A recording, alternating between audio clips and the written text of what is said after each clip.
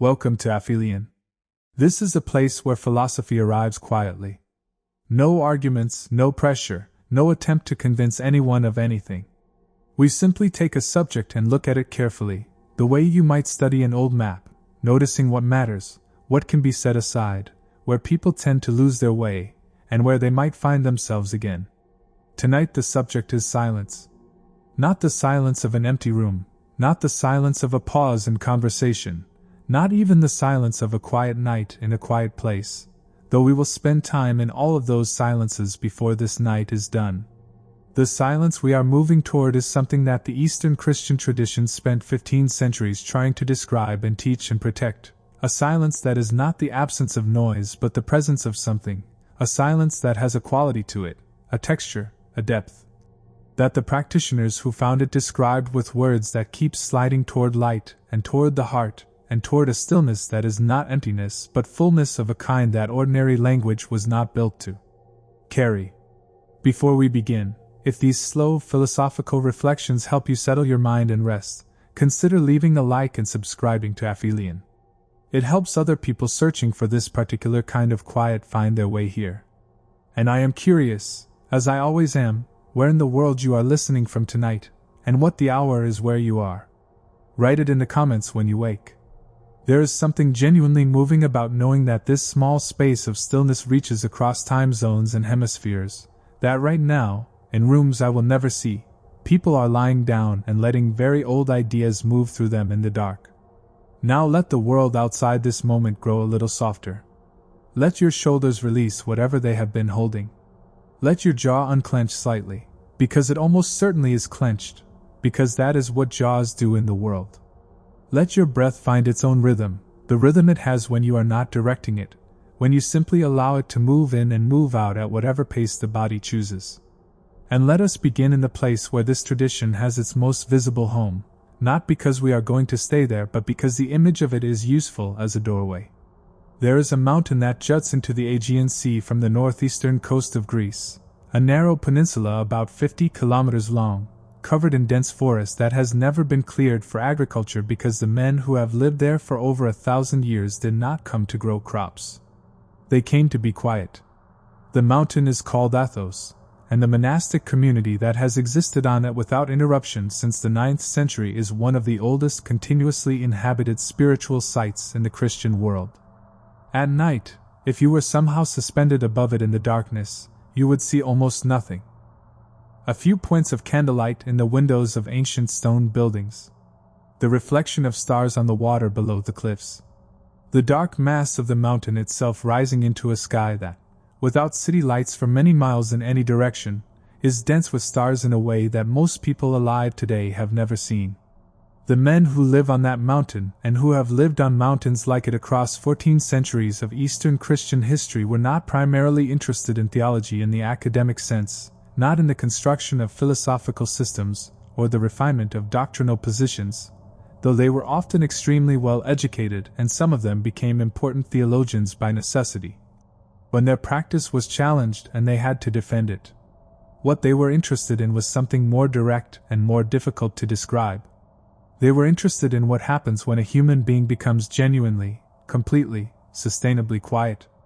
Not just quiet in the obvious sense but quiet at a level that most people never reach, quiet in the thinking and quiet in the wanting and quiet in the reactive chatter that fills the inner life of most human beings most of the time. They were interested in what is present in that deep quiet, what becomes perceptible when all the noise has genuinely settled, what the human person actually is when all of the external definitions and internal narratives have been, however temporarily, stilled. This tradition is called hesychasm, from the Greek word hesychia, which means stillness, or quiet, or repose. And the practitioners of it are called hesychasts, the quiet ones, the still ones. Their principal practical technique is called in Greek nepsis, which means sobriety or watchfulness or wakefulness, a quality of alert, clear attention directed consistently inward, at the movements of the mind itself.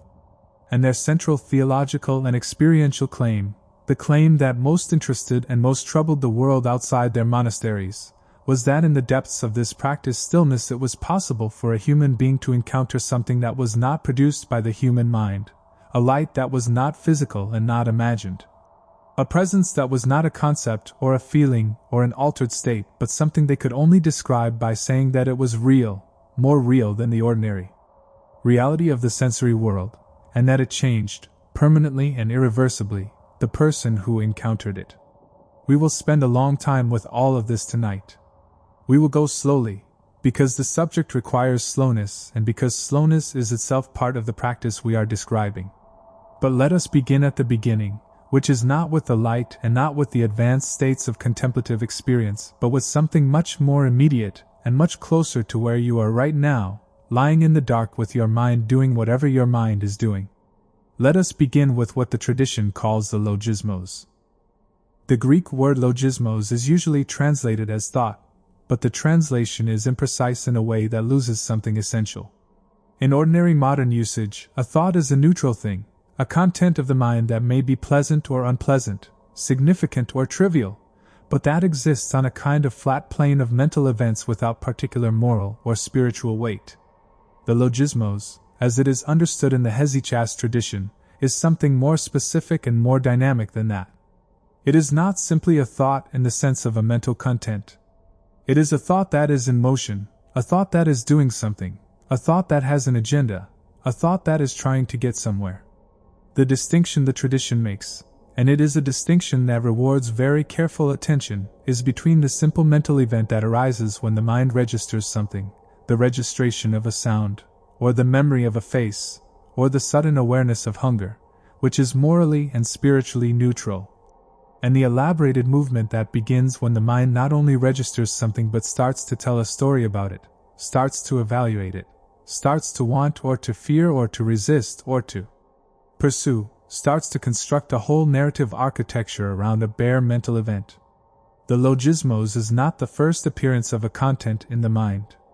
The logismos is what happens when the mind begins to move with that content, when it picks it up and starts to do something with it. The 4th century monk and theologian Evagrius of Pontus, who is one of the most important systematic thinkers in the whole hesychast tradition despite the complicated relationship his work has had with official church acceptance, described this movement with a precision that is genuinely remarkable for the time in which he was writing. Evagrius had been educated in Constantinople in the full tradition of Greek philosophical learning, had been a deacon of considerable reputation, and had then experienced a personal crisis that led him to leave Constantinople and eventually to settle in the Egyptian desert among the communities of monks that had been forming there since the time of Anthony the Great. He spent the last years of his life in the desert at Kelia, and he wrote, in the desert, a series of texts that are among the most psychologically acute accounts of the inner life produced in the ancient world. Evagrius identified 8 primary categories of logism, 8 fundamental types of inner movement that the practitioner of Nepsis needs to learn to recognize. These 8 are gluttony, lust, avarice or love of money, grief or sorrow, anger, aesthesia or spiritual torpor, vainglory, and pride. If this list looks familiar, it is because it is the direct ancestor of the 7 deadly sins, which were adapted from Evagrius's 8 by John Cassian and later by Gregory the Great, losing one category in the process of transmission to the Western Church. But the original formulation of Evagrius is in some ways more interesting and more useful than its later popular form, because Evagrius was not making a list of bad behaviors to be avoided. He was making a map of the most common and most powerful patterns by which the mind is captured and dragged away from its natural clarity into agitation, distortion, and suffering. Think about the first logismos on the list. Gluttony, in Greek gastromargia, literally belly madness. In Evagrius's account, this is not primarily about overeating. It is about the pattern of the mind that is always anticipating its next satisfaction, always half present because half of its attention is directed toward the next thing it wants to consume or experience. The mind that is governed by gastromargia is never quite here, because it is always partly oriented toward the relief or pleasure that is coming next. This is recognizable, surely, not as a description of a sin but as a description of a structure of mind that most people live in much of the time, the background orientation toward the next satisfying thing, the subtle inability to be simply present to what is actually available right now. Or take aesthesia, which is the most unusual of the 8 and the one most often misunderstood. The word is sometimes translated as sloth, which gives an impression of laziness or passivity. But Evagrius's description of aesthesia is far more precise and more interesting than that. He calls it the noonday demon, because it tends to strike most strongly in the middle of the day, in the middle of the work, in the middle of the commitment that was undertaken with genuine intention but that now, in the long ordinary stretch of its middle, feels suddenly meaningless and intolerable. Aesthesia is the state in which nothing seems worth doing, in which the work you have chosen appears suddenly pointless, in which the place you are in seems wrong and some other place seems better, in which you are restless and dissatisfied and unable to settle into genuine engagement with anything. If that description sounds like a clinical account of a particular kind of depression or anxiety that is very common in modern life, that is not a coincidence. Evagrius was describing something real about the structure of human consciousness, something that the desert monks encountered because they had stripped away so many of the ordinary distractions that normally prevent people from noticing it, and that most people in the contemporary world also encounter, but encounter surrounded by enough distraction that they can usually avoid looking at it directly. Each of the 8 logismoi describes not a sin in the moralistic sense but a pattern of mental movement, a way the mind has of being pulled away from its natural clarity and stability into a particular kind of turbulence. And Evagrius's insight, the insight that made his work foundational for the whole hesychast tradition, was that these patterns are not random. They follow a recognizable sequence. They have a structure that can be learned and observed, and because they can be observed, they can be caught before they complete their work. The tradition describes this structure in terms that vary slightly across different teachers but that converge on the same essential phenomenology. The initial appearance of a mental content, before the mind has done anything with it, before the logismos has begun its movement, is called in Greek proslypsis or proslyvy, a word that means simply the initial presentation, the arrival. Something arrives at the threshold of attention. This arrival is not the problem. It is neutral. The problem begins in the next stage, which is called the dialogos or dialogy, the conversation, the moment when the mind begins to engage with what has arrived, to turn it over, to consider it, to respond to it, to enter into a kind of negotiation with it. This is the critical juncture. This is where the logismos either progresses or does not. If the mind engages, the logismos gains energy and begins to develop. If the mind simply observes the arrival without engaging, without beginning the conversation, the logismos subsides on its own, the way a wave subsides when there is nothing for it to push against. If the conversation begins, the next stage is synkatathesis, which means assent or agreement. The mind has not merely registered the logismos and begun to engage with it. It has now given its agreement to it, identified with it, taken it as its own content rather than something that arrived from outside. After synkatathesis comes agmelosis, captivity, the state in which the logismos has fully occupied the mind, in which the person is, in effect, thinking the thought of the logismos rather than thinking their own thoughts, in which the mental movement has become so dominant and so identified with that it is no longer possible to observe it from outside. This fourfold schema, arrival, conversation, assent, captivity, is one of the most practically useful psychological models in the entire contemplative literature of any tradition, and it is one of the places where the hesychast tradition and the contemporary science of the mind converge most clearly, though we will come to that convergence gradually. For now, the important thing is to feel the precision of it. Because if you are honest, if you turn the model toward your own experience right now or toward a time recently when you found yourself in the grip of a persistent and disturbing train of thought, you will probably find that the model describes something real. There was an arrival, a moment when the content first appeared, before it had taken hold. There was a conversation, a period during which you were engaging with it, arguing with it, following it, elaborating it.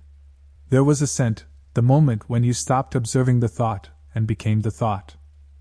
And there was, perhaps, captivity, the state in which the thought was all there was, in which the logismos had become the whole of your inner world for a time. The hesychast practitioners were not the first people to notice this structure. The Stoics, whom we explored in a previous journey, were describing something closely related when they talked about the discipline of assent, the practice of pausing before agreeing with an impression, before converting a mental event into a conviction or an emotion. Marcus Aurelius, writing his private notes in a military tent on the Danube, was doing something structurally similar to what the desert monks of Egypt were doing in their cells 3 centuries later, watching the mind, noting its movements, refusing to be automatically carried away by every impulse and impression that arose. The specific philosophical and theological frameworks were entirely different. The practical orientation was remarkably similar. But the Hesychast tradition went further, and in a specific direction that the Stoics did not take, and the direction is worth noting carefully because it is part of what makes the Hesychast account of the mind genuinely distinctive. The Stoics were interested in the quality of rational judgment, in the discipline of the thinking mind, in the cultivation of the virtues through the correct use of reason. They located the problem primarily in bad reasoning, in false judgments, in inaccurate assessments of what things are worth and what things mean. The Hesychast tradition agreed that bad reasoning was a problem, but it located the root of that problem somewhere deeper than the thinking mind, in a layer of the inner life that is more primitive and more powerful than discursive thought, a layer that the tradition sometimes calls the passions, pathos in Greek, and that refers not to the emotions in the modern psychological sense but to the reactive automatisms of the inner life. The deep patterns of response that arise before thinking properly begins and that shape the thinking even as it is happening. To understand the passions in the Hesychast sense, it helps to think about what happens in moments of acute fear or acute desire. When something triggers a strong fear response, the thinking mind does not step back and coolly evaluate the situation and then generate a fear response if the situation warrants it. The fear arrives first, swiftly and completely, and then the thinking mind works retroactively to explain and justify the fear, to construct the story of why this situation is actually threatening. The passion precedes the thought. It shapes the thought. And the Hesychast insight, which is confirmed by everything we know about the neuroscience of emotion and cognition, is that a practice focused only on the quality of thinking will never get all the way to the root of the problem, because the problem is not primarily in the thinking. The problem is in the patterns that shape the thinking before thinking begins. This is why the Hesychast practice is not primarily an intellectual practice. It is not primarily about thinking better thoughts. It is about developing a quality of attention that can observe the movements of the inner life at a level that is below the level of articulate thought, a quality of watchfulness that can catch the logismos at the moment of arrival, before the conversation begins, before assent is given, before captivity sets in. And this quality of watchfulness, which the tradition calls nepsis, is the central practical tool of the whole Hesychast approach. The word nepsis itself is worth dwelling on for a moment, because its primary meaning in ordinary Greek is sobriety, the opposite of drunkenness. The Hesychast writers chose this word deliberately and with precision. Drunkenness, in their metaphorical usage, is not about alcohol.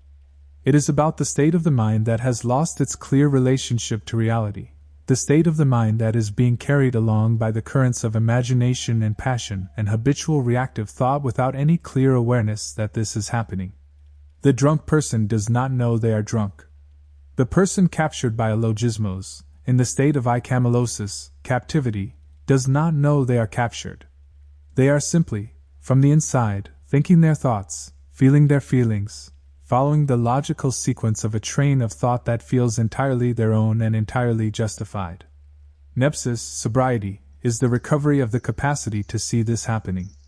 It is the return of the witness, the part of consciousness that can observe the movements of the mind without being swept away by them. And it is called sobriety rather than simply awareness or mindfulness because the tradition wants to emphasize its quality of alertness, its quality of not being dulled or softened by the constant sedative of automatic thought. The sober person is awake in a specific and demanding sense. They have not retreated into the pleasant haze of undirected mental activity. They are watching. They are present to the movements of their own inner life with a quality of attention that is both steady and clear. The great teachers of nepsis in the Eastern Christian traditions span many centuries and many different monastic communities, from the Egyptian desert fathers of the 3rd and 4th centuries through the Palestinian and Sinai traditions of the 6th and 7th centuries to the Athonite hesychasm of the 13th and 14th centuries and beyond. Among the most important is John Climacus, a 7th century abbot of the monastery of Sinai, whose treatise called The Ladder of Divine Ascent is one of the most widely read texts in Eastern Orthodox spiritual literature and is still read aloud in its entirety in Orthodox monasteries during the season of Great Lent every year. Climacus describes the practice of nepsis with an image that has become one of the central metaphors of the whole tradition: the mind as a gatekeeper, standing at the threshold of consciousness, watching everything that attempts to enter, allowing some things through and turning others away at the moment of their first appearance, before they have had the opportunity to establish themselves and begin their work. The gatekeeper image is precise and useful. A gatekeeper does not struggle with everything that arrives at the gate. They do not engage in long arguments with people they have decided not to admit. They do not pursue and attempt to overpower the things they have turned away. They simply watch. They are present at the threshold. When something arrives, they assess it quickly and clearly. Does this belong inside or not? And if not, they decline to open the gate, and the thing that arrived, having found no entrance, eventually moves on. This is nepsis applied to the logismoi. You do not struggle with the thought. You do not argue with it or attempt to suppress it through force. You watch for it. You see it arrive. And at the moment of its arrival, before the conversation begins, before assent is given, you simply do not let it in. You see it, clearly and without drama, for what it is: a movement in the mind, an impulse, a pattern of reactivity, a visitor that has arrived at the door. And you note it, and you let it pass. Not by doing something active but by not doing something, not beginning the conversation, not giving the logismos the engagement it requires to develop its momentum. If this sounds like something you have encountered in a different context, you are right. The similarity between the hesychast practice of nepsis and the mindfulness-based practices that have entered mainstream Western psychology over the past several decades is not coincidental. Both are describing the same basic cognitive move: the development of a quality of attention that can observe mental events without automatically identifying with them, that can watch thoughts arise and pass without being dragged along with them. The hesychast tradition arrived at this insight through a specific theological and anthropological framework, a specific understanding of the human person and the nature of consciousness, and the relationship between the created human mind and whatever it is that lies beyond the human mind. The mindfulness tradition, in its contemporary Western psychological form, arrived at similar practical conclusions through a different route, largely through the adaptation of Buddhist meditation practices by Western researchers and clinicians interested in their therapeutic applications. The difference between the traditions is not primarily in the mechanics of the practice but in what they think the practice is for. For contemporary mindfulness, the aim is broadly therapeutic: the reduction of suffering, the improvement of psychological functioning, the cultivation of present moment awareness as a way of reducing the mental habits that generate unnecessary distress. These are real and valuable aims, and the evidence for their effectiveness in particular clinical populations is substantial. For the hesychast tradition, the aim is both therapeutic and something more, something that the tradition would call theosis, deification, the progressive transformation of the human person through the practice of prayer and watchfulness until the person becomes, in a specific and theologically careful sense, a participant in the divine nature. The therapeutic effects are real and welcomed, but they are, from the hesychast perspective, byproducts of a journey whose ultimate destination is more radical than psychological health. We will come to the destination eventually. But let us stay for a while with the practice itself, because the practice is where the tradition has most to offer to people who are not monastics, and who may or may not share the theological convictions that animate the tradition at its deepest level.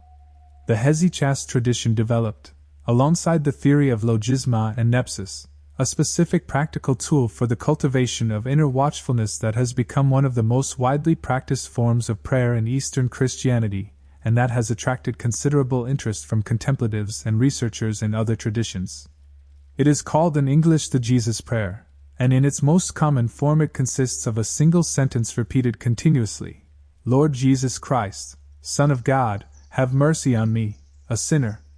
The prayer is ancient, with roots that go back to at least the 5th century, though its present standard form was settled somewhat later. In the Hesychast tradition, it is not primarily understood as a petition, though it is that as well, but as a practice of attention, a way of anchoring the mind to a single point of focus and thereby interrupting the automatic associative flow of logismoi. The mechanics of the prayer, as described by the Hesychast teachers, are worth understanding in some detail, because they reveal something important about how the tradition understood the relationship between the verbal and the preverbal, between the conscious deliberate activity of prayer and the deeper layers of the inner life that the prayer is intended to reach. In the beginning, the practitioner repeats the words of the prayer consciously and deliberately, following them with full attention. The mind wanders, as it always does at the beginning of any practice of sustained attention. When the practitioner notices the wandering, they return, without drama and without self-criticism, to the words of the prayer. This is entirely analogous to what a beginning meditator in the Buddhist mindfulness tradition does with the breath, using the anchor of the breath to keep returning from the wanderings of the mind to the present moment. The object of attention is different, but the structure of the practice is essentially the same. As the practice deepens, as the capacity for sustained attention develops through consistent practice over months and years, something changes in the quality of the prayer. The words, which were initially an act of deliberate effort, begin to become something more spontaneous, something less consciously managed. The prayer seems, in the accounts of experienced practitioners, to begin to say itself, to arise from a level of the inner life that is below the level of deliberate verbal construction. And with this shift comes a corresponding shift in the quality of watchfulness. The nepsis becomes less effortful, less a matter of constant deliberate effort to maintain attention and more a natural, continuous quality of the mind's relationship to itself. The Hesychast writers describe this development in terms of the prayer moving from the head into the heart. This phrase, which sounds initially like a piece of pious metaphor, turns out to be pointing at something that is both practically specific and philosophically profound, and it brings us to what is perhaps the central and most distinctive concept in the whole Hesychast tradition, the idea of the heart as the center of the human person.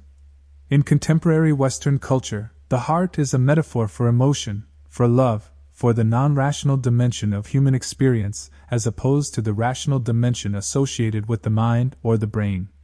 When we say that someone followed their heart, we mean that they acted from feeling rather than from calculation.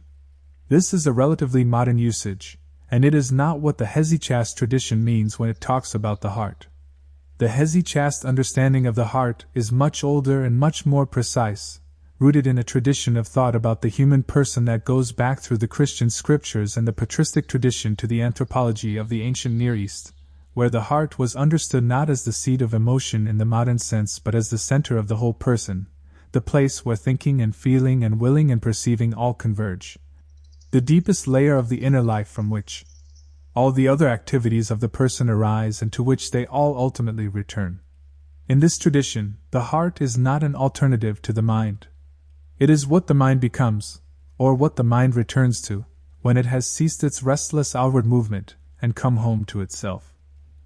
The Greek word nous, usually translated as mind or intellect, is used in the Hesychast tradition to refer to the highest faculty of the human person, the faculty by which direct intuitive perception of truth is possible, as opposed to the dianoia, the discursive, sequential, argumentative thinking that moves from premise to premise through logical steps. The nous in the Hesychast understanding is the part of the person that is most directly oriented toward God, the part that was created, in the language of the tradition, in the image and likeness of the divine. And this nous, in its natural, healthy state, should reside in the heart, should be gathered in the center of the person rather than dispersed outward through the senses and the passions, and the endless associative movement of discursive thought. The Hesychast practice of bringing the nous back into the heart is called in Greek the descent of the mind into the heart, or sometimes the unification of mind and heart, and it is described as the central goal and the central accomplishment of the Hesychast way. What this means in experiential terms is not immediately obvious from the theological description, and the tradition itself acknowledges that it cannot be fully communicated in words, that it must be experienced directly under the guidance of an experienced teacher.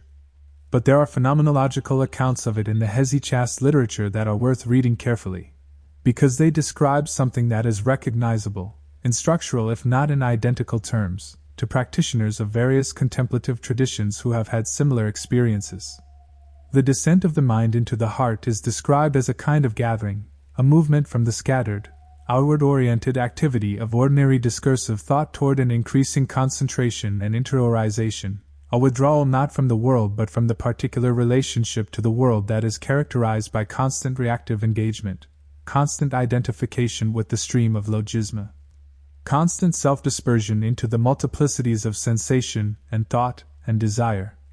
As this gathering proceeds, the quality of inner experience changes. The chatter of the logismoi, which at first seemed to fill the entire inner space, begins to be seen as something that is happening on the surface of a deeper stillness that was always there, and that was always accessible but that was not perceptible before because the chatter was consuming all available attention. The heart, in this sense, is not something that is created by the practice. It is something that is uncovered by the practice, something that was always present beneath the noise. Nicephorus the monk, a 13th-century Hesychast writer who lived on Mount Athos and is one of the important transmitters of the tradition, describes a physical technique for facilitating this descent. He advises the practitioner to sit in a quiet place, to bow the head, to close the eyes, and to breathe slowly and carefully, allowing the attention to follow the breath inward and downward, directing it toward the region of the chest, toward what he calls the place of the heart. He emphasizes that this physical direction of attention is not an end in itself but a practical support for the more important inward movement of the nous, a way of using the body's own rhythms to help anchor the wandering mind. In combining the slow rhythmic breathing with the repetition of the Jesus prayer, the practitioner uses the natural coordination of breath and attention to create conditions in which the deeper gathering becomes possible. Gregory of Sinai, another important 14th-century Hesychast teacher, elaborates the technique in similar terms, while being careful to emphasize that the physical dimensions of the practice are not the substance of it, that the substance is always the quality of attention, the quality of watchfulness, the movement of the nous toward its natural home in the heart. He is aware that the physical aspects of the practice, the particular posture, the controlled breathing, the deliberate attention to the chest, might appear to an outside observer as something external and manipulative, as though the Hesychasts were attempting to produce spiritual experiences through physical techniques. He insists that this is a misunderstanding, that the physical supports are exactly that, supports for an interior movement that they can facilitate but cannot produce, that the prayer itself, the attention of the person directed toward God in the act of prayer, is the substance of the practice and the physical conditions are simply the most favorable environment in which to engage in it. This distinction matters and it becomes central to a controversy that erupted in the 14th century, and that is one of the most important events in the intellectual history of Eastern Christianity. The controversy involved a Byzantine monk named Barlaam of Calabria, who had come to Constantinople from southern Italy and who brought with him a philosophical formation shaped by the Western scholastic tradition, and an Athonite monk and bishop named Gregory Palamas, who was himself one of the most accomplished contemplative practitioners of his generation as well as a theologian of genuine intellectual power. The controversy began with a dispute about the proper method of prayer and turned into one of the most fundamental theological arguments in the Christian tradition about the nature of God's relationship to the created world and the nature of human experience of that relationship. Barlaam's position was, at its core, a philosophical one. He argued that God, in the divine essence, is absolutely transcendent, absolutely beyond any created reality, and therefore absolutely unknowable in any direct experiential sense. Any claim to have direct experiential knowledge of God, any claim to perceive or encounter God in a way that goes beyond the mediation of concepts and images and inferential reasoning, must therefore either be confused or dishonest. The Hesychasts who claimed to perceive a divine light in their contemplative practice were, on Barlaam's account, either self-deceived, experiencing psychological phenomena that they were misinterpreting as divine, or they were confusing the created light of their own minds with something genuinely uncreated and divine. Palamas's response was to draw a distinction that has been called, both by admirers and critics, the most original theological contribution of the Byzantine tradition. He distinguished between the divine essence, the absolute inner being of God which is indeed beyond any created access, and the divine energies, the active, outward-moving self-communication of God in the world, the ways in which God is genuinely present and genuinely active and genuinely perceptible within created reality without ceasing to be God.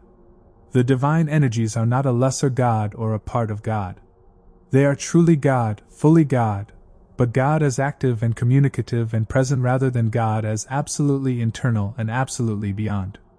And the light that the hesychast contemplatives perceived in the depths of their prayer was, Palamas argued, precisely one of these divine energies, genuinely uncreated, genuinely divine, genuinely a perception of something real and not merely a psychological phenomenon, even though it was perceived by created human faculties under the conditions of human embodiment. The historical precedent Palamas appealed to was the transfiguration of Jesus, recorded in the 3 synoptic Gospels and deeply important in Eastern Christian theology, in which Jesus appeared to 3 disciples on a mountaintop suffused with a light that was described as exceeding the brightness of the sun, a light that was not reflected from an external source but that seemed to emanate from within, from the very being of the figure they were witnessing. This light, in the Eastern Christian theological tradition, came to be called the Taboric Light, or the Divine Light, or the Uncreated Light, and it was understood as the light of the divine energies made visible to created perception, the appearance of God's own uncreated radiance in the realm of created experience. The hesychast contemplatives who claimed to perceive this light in advanced states of prayer were, on Palamas's account, participating in the same kind of perception that the disciples had experienced on the mountain, not a hallucination, not a psychological artifact, but a genuine perception of something genuinely divine. Palamas's theological formulation was eventually accepted by the Eastern Orthodox Church at a series of councils in the mid-14th century, and it remains one of the distinctive and foundational positions of Eastern Orthodox theology. But for our purposes tonight, the theological debate is less important than the phenomenological reality it was trying to describe, and the phenomenological reality is worth taking seriously regardless of the theological framework in which it is interpreted. What are the hesychast practitioners actually experiencing in the advanced stages of their practice? What is the light that is described with such consistency across so many centuries and so many different practitioners in the hesychast tradition? These are questions that can be approached from multiple angles, and the hesychast tradition itself insists that they must ultimately be answered from the inside, through the practice, rather than from the outside through description or analysis. But description and analysis have their own value, and the contemporary scientific understanding of contemplative experience offers some perspectives that are worth considering, not as a reduction of the experience to something merely neurological but as a different kind of description of a complex reality that resists any single framework. The neuroscience of advanced contemplative states is a young field, barely 3 decades old in its serious scientific form, and its conclusions are necessarily tentative and incomplete. But several things are relatively well established. States of deep meditative absorption, across various traditions including both Eastern Christian hesychasm and Buddhist samadhi, and Sufi contemplative practice, are associated with characteristic changes in the activity of specific brain regions and networks. The default mode network, which is the network most active during ordinary undirected mental activity, the network that is generating the logismoi, and the associative chains of thought that fill the inner life under ordinary conditions, shows dramatically reduced activity in advanced contemplative states. At the same time, regions associated with present moment awareness, with sensory processing and bodily self-awareness, show increased coherence and integration. And there are reports, across multiple research contexts, of unusual perceptual phenomena in advanced states, including experiences of light that do not correspond to any external light source and that are described by practitioners of various traditions in strikingly similar terms. The philosopher of mind and contemplative researcher William James, writing at the turn of the 20th century before the neuroscience existed to provide any biological account of the phenomena he was describing, noted that the reports of mystical experience across different traditions and different cultures showed a remarkable convergence in their phenomenological characteristics. A quality of noetic illumination, a sense of encountering something that was more real than ordinary reality, an experience of unity or integration that dissolved the ordinary boundaries between the self and what is perceived, and very frequently the presence of light or luminosity as a quality of the experience itself. James was not claiming that all of these reports described the same metaphysical reality. He was noting that they described similar phenomenological structures, and that this convergence across radically different cultural and religious contexts was at minimum interesting evidence that something specific and consistent was being experienced, not merely a projection of cultural expectations. The Hesychast tradition's account of the Taboric Light, of the uncreated light perceived in advanced contemplative states, is one specific interpretation of this broader phenomenon, an interpretation embedded in a particular theological anthropology and a particular understanding of the relationship between the divine and the human. Other traditions interpret similar phenomenological reports differently. The Buddhist tradition tends to describe analogous states in terms of the recognition of the nature of mind itself, the luminous clarity that is always present beneath the obscurations of reactive thought and conceptual elaboration, rather than in terms of an encounter with an external divine presence. The Advaita Vedanta tradition describes similar states in terms of the recognition of the non-dual nature of consciousness, the realization that the boundary between the individual self and the universal awareness is not ultimate. The commonality is not in the interpretation but in the report, and the report is consistent enough across traditions to suggest that there is a genuine territory here, a dimension of human experience that various traditions have mapped from different positions and with different conceptual tools. The Hesychast tradition is not claiming exclusivity for this territory. It is not saying that only Christian contemplatives can access these states, or that other traditions are simply wrong about what they are accessing. What it is saying, in its most careful formulations, is that the specifically Christian theological interpretation of these states, the interpretation that locates them within the framework of the divine energies and the ongoing self-communication of God to created persons, provides the fullest and most adequate account of what is actually happening. Other traditions, in this view, are genuinely accessing real dimensions of the same reality, but are doing so without the full conceptual framework that allows for their most complete understanding. Whether or not you accept that theological claim, and you do not need to accept it to find the practice interesting and the phenomenology worth taking seriously, the Hesychast tradition offers something of genuine value in its careful attention to the actual texture of inner experience, its precise phenomenological vocabulary for describing the movements of the mind, and its centuries of practical wisdom about how to cultivate the quality of inner attention that makes the deeper layers of experience accessible. Let us come back, for a moment, to the physical dimension of the practice, because there is an aspect of it that deserves more careful attention than it often receives, both because it is interesting in itself and because it provides one of the clearest points of contact between the Hesychast tradition and contemporary scientific understanding. The emphasis in the Hesychast tradition on the heart, on the descent of the mind into the heart, on the practice of directing attention toward the physical region of the chest in conjunction with the rhythmic breath and the prayer, points toward a psychophysiological reality that was understood by the Hesychast teachers intuitively and through long experience, and that is now being investigated by researchers in the fields of psychophysiology and neurocardiology. The heart, it turns out, is not simply a pump. It is also a neurological organ, containing a network of neurons that communicate extensively with the brain and that, in certain states, appear to significantly influence the quality of mental and emotional processing. The Institute of Heart Math in California, which has been studying the psychophysiology of heart-brain interaction since the early 1990s, has documented a phenomenon they call heart coherence, a state in which the rhythmic patterns of the heartbeat show a particular kind of regularity and sign-like smoothness that is associated with specific qualities of mental and emotional experience, including clarity, calmness, and a reduction in the reactive emotional patterns that ordinarily disturb the quality of attention.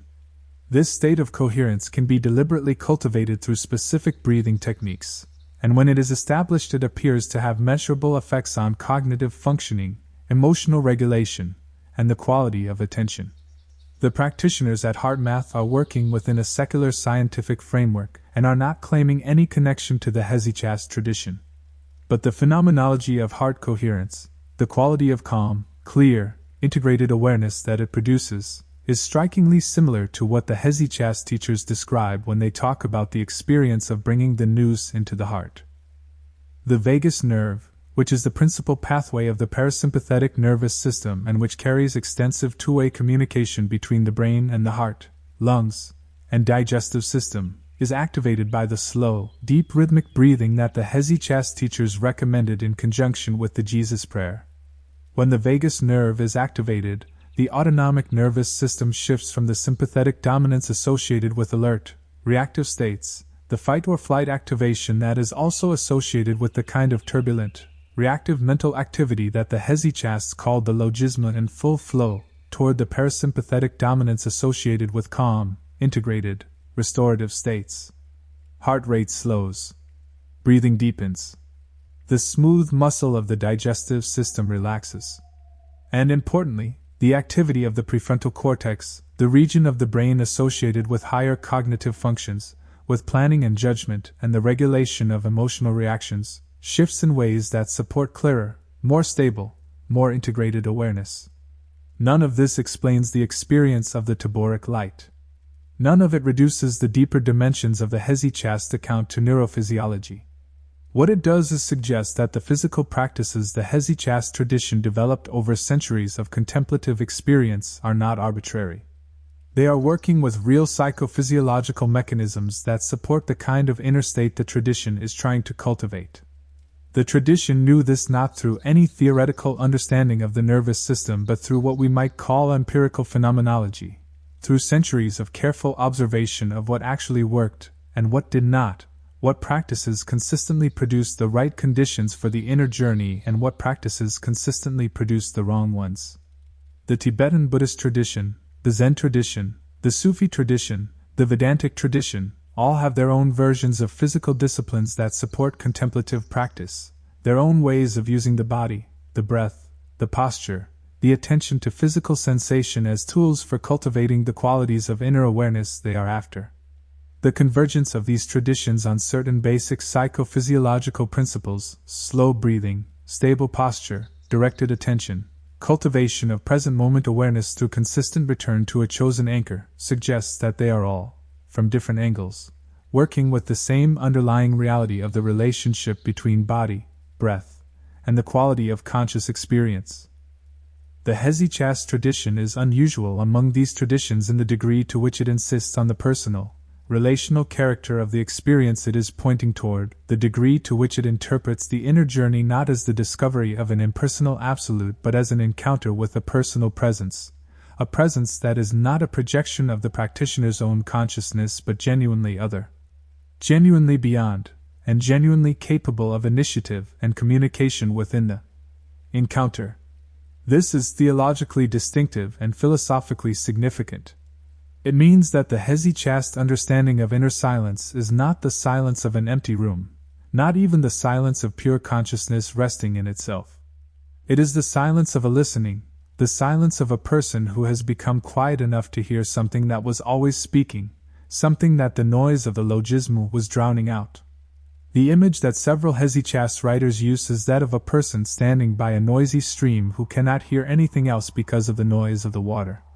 When the stream becomes quiet, when the flow of water slows and stills, the person discovers that the whole forest around them has been full of sound all along, sounds they could not hear while the stream was running. The logismoi are the stream. The hesychia, the deep inner quiet, is the stilling of the water. And what becomes audible in the quiet is what was always there, what was always speaking, what was waiting only for the noise to subside. This image is not unique to the Hesychast tradition.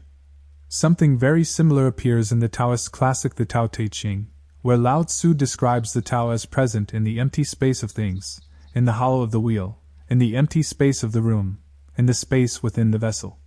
The usefulness of the room, he says, is in its emptiness.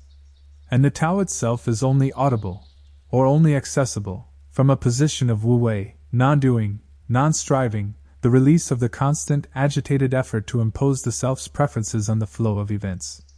The structural parallel between this and the Hesychast account of nepsis, of the non-grasping quality of attention that allows the logismoi to pass without capturing the mind, is striking and is not coincidental. Both traditions are pointing at the same basic discovery, that there is a dimension of experience available to human consciousness that is ordinarily obscured by the activity of the reactive mind, and that the primary obstacle to accessing it is not the absence of the right conditions but the presence of unnecessary activity. The Zen tradition makes a similar point, though with its characteristic abruptness. The teacher Huangpa, a 9th century Chinese Zen master whose teachings were compiled in a text called the Chun Shou Record, wrote, "Our original Buddha nature is, in highest truth, devoid of any atom of objectivity. It is void, omnipresent, silent, pure. It is glorious and mysterious peaceful joy, and that is all there is to it. Enter deeply into it by awaking to it yourself. That which is before you is it, in all its fullness, utterly complete. There is naught beside it." The Zen insight is that the fundamental nature of mind is not something that needs to be created or achieved through spiritual practice. It is already present, already here, already the actual nature of awareness itself. The practice is not the cultivation of something new but the removal of the obscurations that prevent the recognition of what is already the case. The logismoi, in this framework, are not an obstacle standing between the practitioner and something external that they need to reach. They are obscurations of something that is already present at the center of their own awareness. The Hesychast tradition is not entirely comfortable with this formulation, because it wants to maintain the distinction between the human and the divine, between the created and the uncreated, between the person and the God who is encountered in the depths of the person's own experience. It would not say, as the Zen or Advaita traditions might say, that the practitioner is simply discovering that they are already the light, that the awareness and the luminosity and the presence are not other than themselves. It would say that they are discovering the deepest layer of their own created nature, which is oriented toward and capable of genuine encounter with something genuinely beyond itself, something genuinely uncreated and genuinely divine. The distinction matters, theologically. The phenomenology is more difficult to distinguish. This is one of the most interesting and most genuinely difficult questions in comparative mysticism, and we are not going to resolve it tonight. What we can say is that practitioners from traditions with radically different metaphysical frameworks are reporting strikingly similar phenomenological experiences, that these experiences share common structural features that the scientific study of contemplative states is beginning to illuminate, and that the practical path toward these experiences, whatever their ultimate nature, is described in broadly convergent terms across traditions: the consistent cultivation of present moment awareness, the development of the capacity to observe mental events without automatically identifying with them, the gradual settling of the reactive activity of the mind through sustained practice, and the patient discovery of what is present in the deep quiet that becomes accessible when the settling has proceeded far enough. The Hesychast tradition offers, alongside its contemplative practice, a specific understanding of why the inner life is in the condition it is in, why the logismoi are so persistent and so powerful, why the deep quiet is so difficult to reach and so difficult to sustain once reached. The tradition speaks of the fallen condition of the nous, the scattering of the highest faculty of human consciousness from its natural orientation toward the divine into a fragmented engagement with the multiplicity of created things.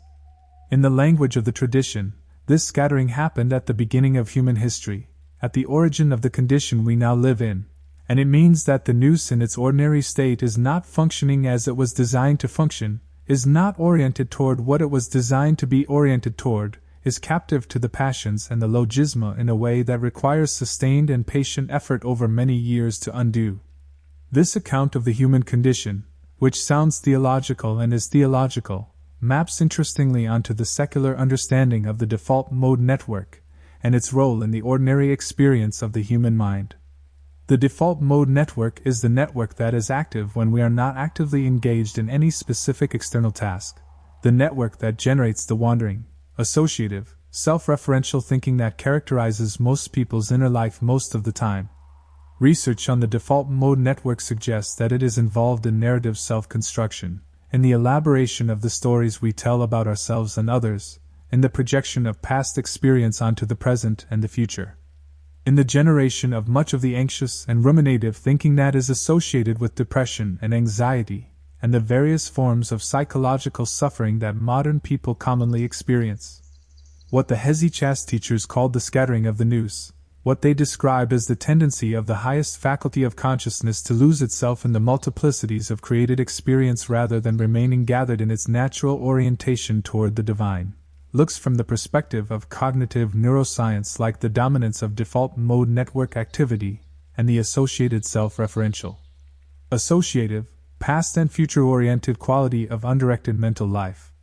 The practical techniques of hesychast contemplation, the cultivation of nepsis, the practice of the Jesus prayer, the descent of the mind into the heart, are techniques for interrupting the default mode pattern, for bringing the mind back from its characteristic wandering into sustained, present moment, non-associative, non-self-referential awareness. And this is precisely what modern mindfulness-based interventions, adapted from Buddhist practice, are also doing. The hesychast tradition would not accept the reduction of its practice to a mindfulness technique, and there are good reasons for this resistance that go beyond simple protectiveness. The tradition maintains that what happens in genuine hesychast practice is not merely a change in the pattern of brain activity, however real and however measurable that change might be, but a genuine encounter between the created person and the uncreated divine energy, a genuine transformation of the person's relationship to reality at a level that goes beyond anything that can be captured in neurological terms. The neurological changes are real and they are evidence of something real happening in the practice. But they are like the tracks left by an animal in the snow. They tell you that the animal passed here, but they are not the animal. The metaphor I have just used is a translation of a metaphor that appears in various forms in several contemplative traditions, and it points toward a genuine epistemological challenge that the study of contemplative experience faces. The methods of science are designed to study the tracks, the measurable correlates, the observable phenomena.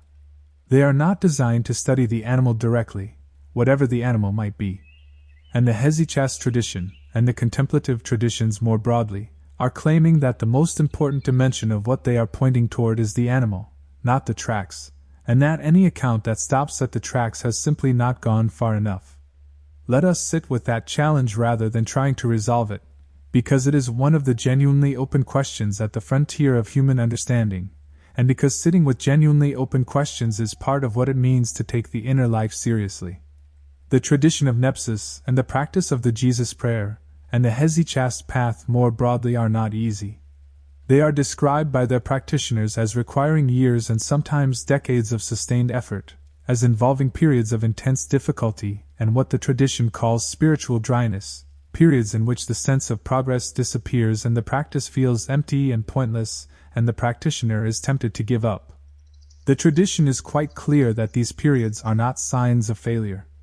They are part of the path, part of what the 14th century Spanish mystic John of the Cross, working in a Western Christian tradition but describing strikingly similar phenomenological territory, called the dark night of the soul, the period of purification and stripping away in which the consolations that sustained the earlier stages of the practice are withdrawn and the practitioner is left, apparently empty-handed, in a darkness that is not absence but a different kind of presence.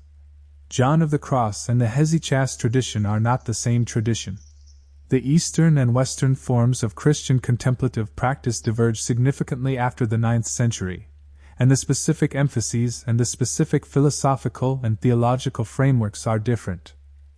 But they are describing recognizable stretches of the same territory, and the dark night in John of the Cross, the apparent withdrawal of felt divine presence accompanied by the continuation and even the deepening of the disposition of faith and love, maps closely onto what the hesychast writers describe in the middle stages of the contemplative journey.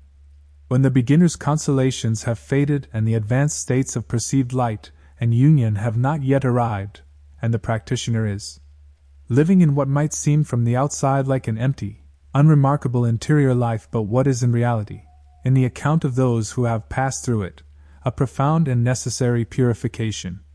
The Sufi tradition speaks of similar states in its own vocabulary, particularly in the writings of Rumi and of Ibn Arabi, whose accounts of the various stages of the journey toward fana, annihilation or self-extinction, include extended descriptions of periods of absence and darkness that serve to purify the ego's attachment to particular forms of spiritual experience, and leave the traveler more genuinely available to whatever the journey requires of them. The structural parallel with the hesychast dark night is clear. and suggests that this feature of the contemplative path, the period of apparent emptiness between the early consolations and the deeper states, is not a peculiarity of any particular tradition but a recognizable feature of the territory itself. What all of these traditions share, and what makes them relevant to anyone who is genuinely interested in the art of inner silence, regardless of their own particular spiritual tradition or the absence of one, is the consistent testimony that the deep quiet is accessible, that the surface noise of the logismoi, however persistent and however powerful it seems from within ordinary experience, is not the final word about the nature of the inner life. Beneath the noise, or behind it, or in a dimension perpendicular to it, there is something that the Hesychast tradition calls hesychia, the deep stillness, something that the Zen tradition calls rigpa or the nature of mind, something that the Vedantic tradition calls turiya, the fourth state of consciousness, something that the Sufi tradition calls the heart of the heart, kalb al-kalb. And that all of these traditions insist is not a state to be achieved but a reality to be recognized, not a construction but a discovery, not something new but something ancient, present in the human person since before the noise began. You do not need a monastery to begin the journey toward this recognition. You do not need to be a monk or a mystic or a practitioner of any particular religious tradition. What you need is the willingness to take the inner life seriously, to turn toward it with genuine attention, to begin the practice of watching the movements of your own mind with the quality of clear, non-reactive awareness that the Hesychast tradition calls nepsis. It does not require a long time to begin to notice the logismoi, to begin to feel the difference between a mental event and the story being added to it, to begin to experience, however briefly and flickeringly, the quality of watching rather than being swept along. That difference, once felt, is one of the most significant discoveries available to a human being, because it reveals, in a direct and experiential way, that the noise is not all there is, that there is something in you that is not the noise, something in you that has always been watching the noise without being the noise. This is the beginning of the art of inner silence. Not the achievement of permanent quiet, not the arrival at some advanced contemplative state, not the transformation of consciousness by years of sustained practice, though all of those are possible and the tradition testifies to their possibility. Just this, the first clear experience of the difference between the watcher and what is being watched. The first moment in which the logismos is seen for what it is, a movement in the mind, rather than being identified with as the mind itself. The first taste, however brief, of the hesychia that underlies the noise. From that first taste, if the practice is sustained, if the watchfulness is gradually developed through consistent attention and patient return when the attention wanders, the tradition promises that the journey deepens. The logismoi become more easily recognizable and less easily captivating. The periods of genuine quiet become longer and more accessible. The quality of the inner life gradually shifts, not all at once and not without difficulty, but consistently and in a direction that every one of the traditions we have touched tonight describes as genuinely transformative, as genuinely an improvement in the quality of being human rather than merely a change in the quality of subjective experience. The Hesychast tradition's specific claim, the claim that in the depths of this sustained inner quiet there is a genuine encounter with a divine presence that is not the product of the human mind and not a projection of the human imagination, is a claim that each person must evaluate in the light of their own experience and their own metaphysical convictions. It is not a claim that can be proven or disproven from the outside. It is a claim that the tradition says can only be properly evaluated from the inside, through the practice itself.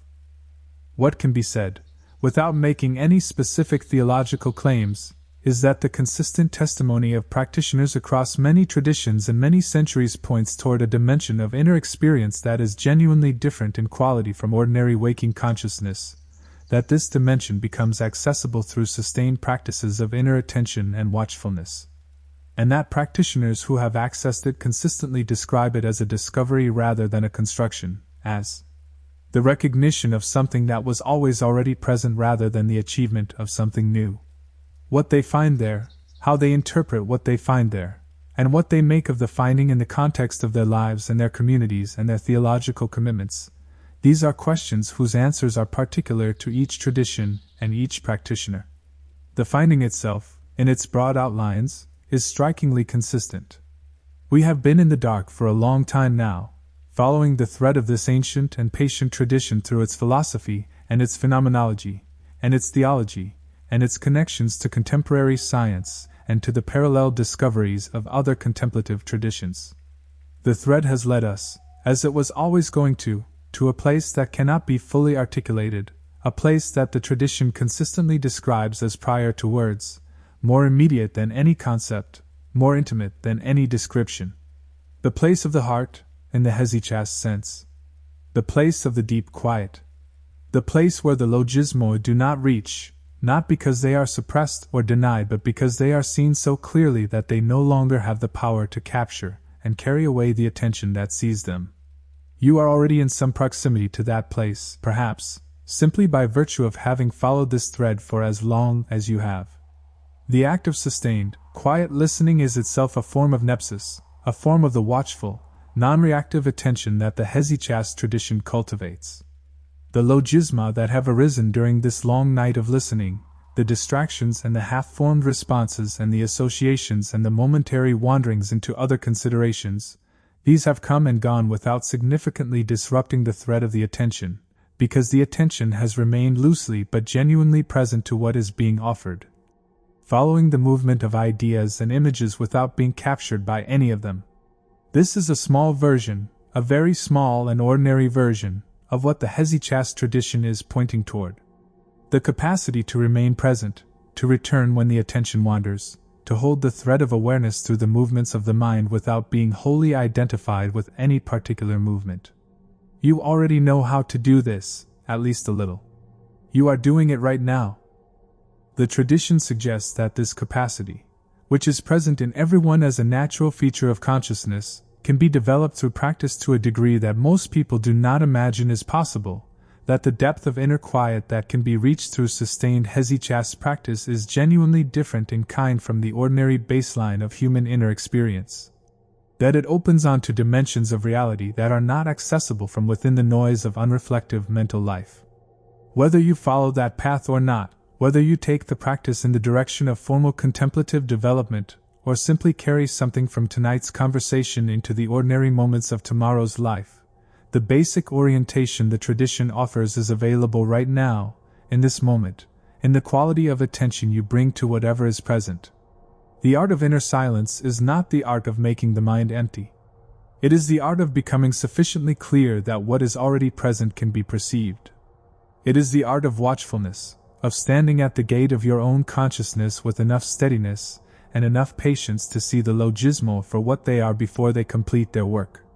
It is the art of the descent, the gradual gathering of the scattered attention from its wanderings in the multiplicity of external things toward the interior stillness that the hesychast tradition calls the heart, and that other traditions call by other names, but that all of them describe as home.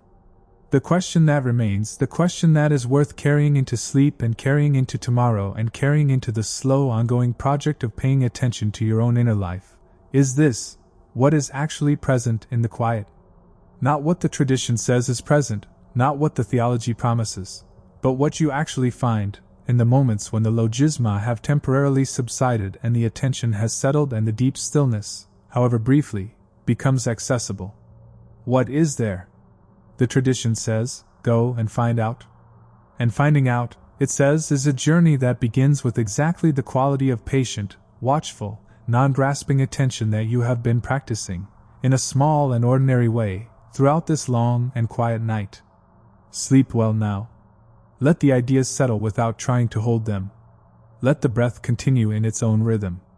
Let the logisma that arise in the hypnagogic borderland between waking and sleep appear and dissolve as they will, watched by whatever in you is doing the watching, that quiet and undemanding witness that does not need to chase anything or resist anything or understand anything, that simply sees, and in seeing, rests. From wherever you are in the world, the silence is available. It has always been available. It does not require a monastery or a particular practice or a particular theological commitment. It requires only the willingness to turn toward it, which is a willingness that you are already exercising, right now, in this moment, as you let the last clear thought dissolve and give yourself, gently and completely, to the deep quiet that is always already here, beneath the noise, beneath the logismoi, beneath the story, at the very center of what you are. What do you find in the quiet? Leave your answer in the comments when morning comes.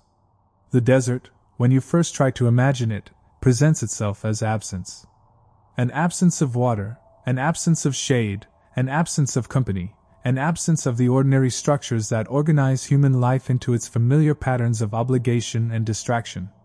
The Egyptian desert of the 3rd and 4th centuries, the Nitrian desert and the Wadi Natron and the vast emptiness of Cetus, offered all of these absences to the men and women who went there in increasing numbers during those centuries, drawn by a hunger that the cities and the churches and the ordinary social world of late antiquity could not satisfy. And what they found in the absence, after the initial terror of it, and after the long grinding difficulty of learning to live with it, was not nothing.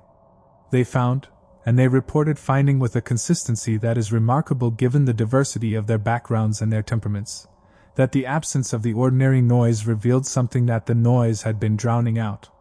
That the stripping away of the external distractions made visible what was always present beneath them, and that what was visible beneath them was simultaneously the worst of themselves, the passions and the logisms in their full, unvarnished power, no longer masked by the ameliorating busyness of social life, and the possibility of something genuinely beyond themselves, a quality of peace and clarity and presence that none of them had words adequate to describe. Anthony the Great, who is considered the father of desert monasticism and whose life was written by Athanasius of Alexandria in one of the most influential biographical texts of the ancient world, went to the desert in the late 3rd century as a young man in his early 20s after the death of his parents. He was not a particularly educated man, not a theologian, not someone with a systematic philosophical preparation for what he was undertaking. He was simply someone who had heard, in a church in his village, the words of the gospel saying, "Sell what you have and give to the poor," and who had taken them with a literalness that most of his contemporaries did not. He went first to an older ascetic in the village, learning the basic disciplines, then progressively further into the desert, eventually settling in an abandoned fort at a place called Pisper where he lived alone for 20 years. What happened during those 20 years is described in Athanasius's life in terms that alternate between the psychologically acute and the cosmologically dramatic. The dramatic elements, the visions of demons and the experiences of physical assault and the supernatural encounters, reflect the theological framework of their time and place, and need not detain us here. What is psychologically acute in the account is the description of what it is like to live alone in genuine silence with no external distraction from the movements of one's own inner life for an extended period of time. The logisma that the Desert Fathers described, the thoughts of food and sex and avarice and vanity and anger, and the rest of the Evagrian 8, were not understood by them primarily as external temptations coming at them from outside. They were understood as the full, unfiltered experience of what was already present in the inner life, finally visible without the social masks and the absorbing distractions that normally prevent people from seeing it. This insight, that the desert experience was primarily a revelation of the inner landscape rather than an encounter with external forces, is one of the most important and most transferable elements of the desert tradition. You do not need the desert in order to encounter your own logisma in their full power. You need only the conditions that make them visible, some degree of quiet, some reduction in the absorbing demands of external life, some willingness to turn the attention inward and to remain with what is found there rather than immediately reaching for a distraction. The Desert Fathers chose the most extreme version of these conditions because the transformation they were after was the most complete version of the transformation. But the gradient, the spectrum from ordinary distracted daily life to the deep solitude of the desert, is continuous, and every step along it in the direction of greater interior attention reveals more of the territory that the Hesychast tradition is mapping. The word anachoresis, which gives us the English word anchorite and which is used to describe the withdrawal of the Desert Fathers to their solitary cells, means literally a drawing back or a withdrawal. The anchorite draws back from the world. But the movement that matters, in the Hesychast account, is the complementary inward movement, the withdrawal from the periphery of consciousness toward the center, the movement from the surface of the inner life, where the logisma are generated and operate with most of their power, toward the depth where the hesychia, the deep quiet, becomes accessible. The external withdrawal is in service of the internal one. It is not the point in itself. Arsenius, one of the most celebrated of the Desert Fathers, was a man of considerable education, a former court tutor who had left a position of great privilege at the imperial court in Constantinople to go to Cetus. The story told about his call to the desert is that he prayed, seeking direction, and heard a voice that said to him, "Arsenius, flee, be silent, and be at rest." These three injunctions, flee, be silent, and be at rest, were understood by the desert tradition as the three essential movements of the hesychast path, the withdrawal from the world that removes the most powerful external stimuli of the logismoi, the cultivation of silence as the fundamental posture of the interior life, and the attainment of rest. Of that deep internal stability that is the goal and the fruit of the practice. The order matters. You cannot be genuinely silent without having first fled, in the interior sense, from the absorbing power of the world's claims on your attention. You cannot be genuinely at rest without having first cultivated genuine silence. These three movements can be understood entirely in interior terms, without any requirement for physical withdrawal. The flight that Arsenius's voice commanded can be understood as the interior movement of disidentification, the gradual loosening of the grip that the logismoi and the passions and the various forms of external identity have on the inner life. The silence can be understood as the practice of nepsis, the cultivation of the watchful, non-reactive attention that does not give the logismoi the engagement they require to develop their momentum. And the rest can be understood as the hesychia itself, the quality of deep interior stability that becomes accessible as the practice develops, the stillness that the Byzantine writers called apatheia, a word that has been seriously misunderstood in its English derivative apathy. Apatheia in the hesychast tradition is not the absence of feeling or the indifference to what happens.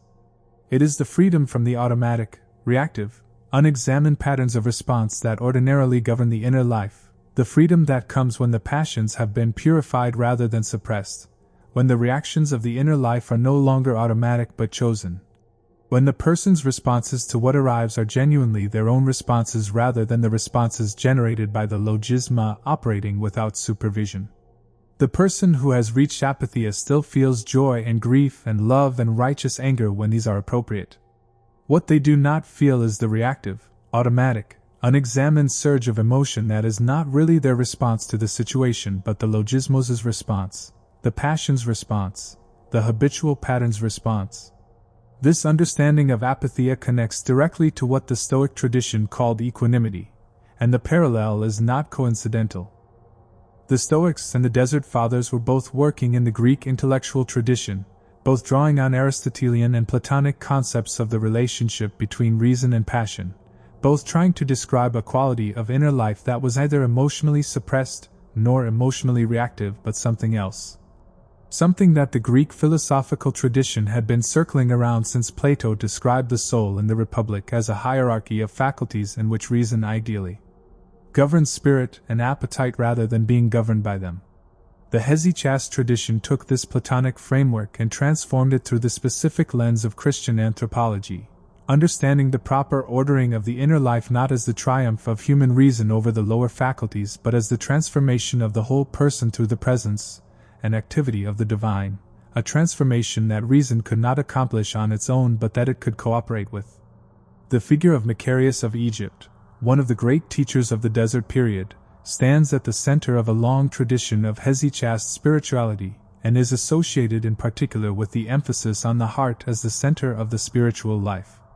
The writings attributed to Macarius, which may or may not be directly by him, contain some of the most luminous and some of the most psychologically precise accounts of the inner journey in the whole patristic tradition.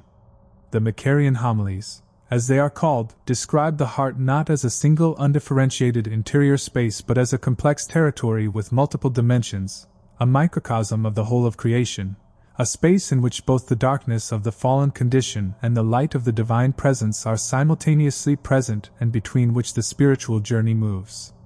The heart, in this account, is like a palace with many chambers, and the spiritual life is the progressive illumination of those chambers, the movement of awareness from the outer rooms, where the passions and logismoi operate most powerfully, toward the innermost room, the throne room, where the divine presence makes itself known.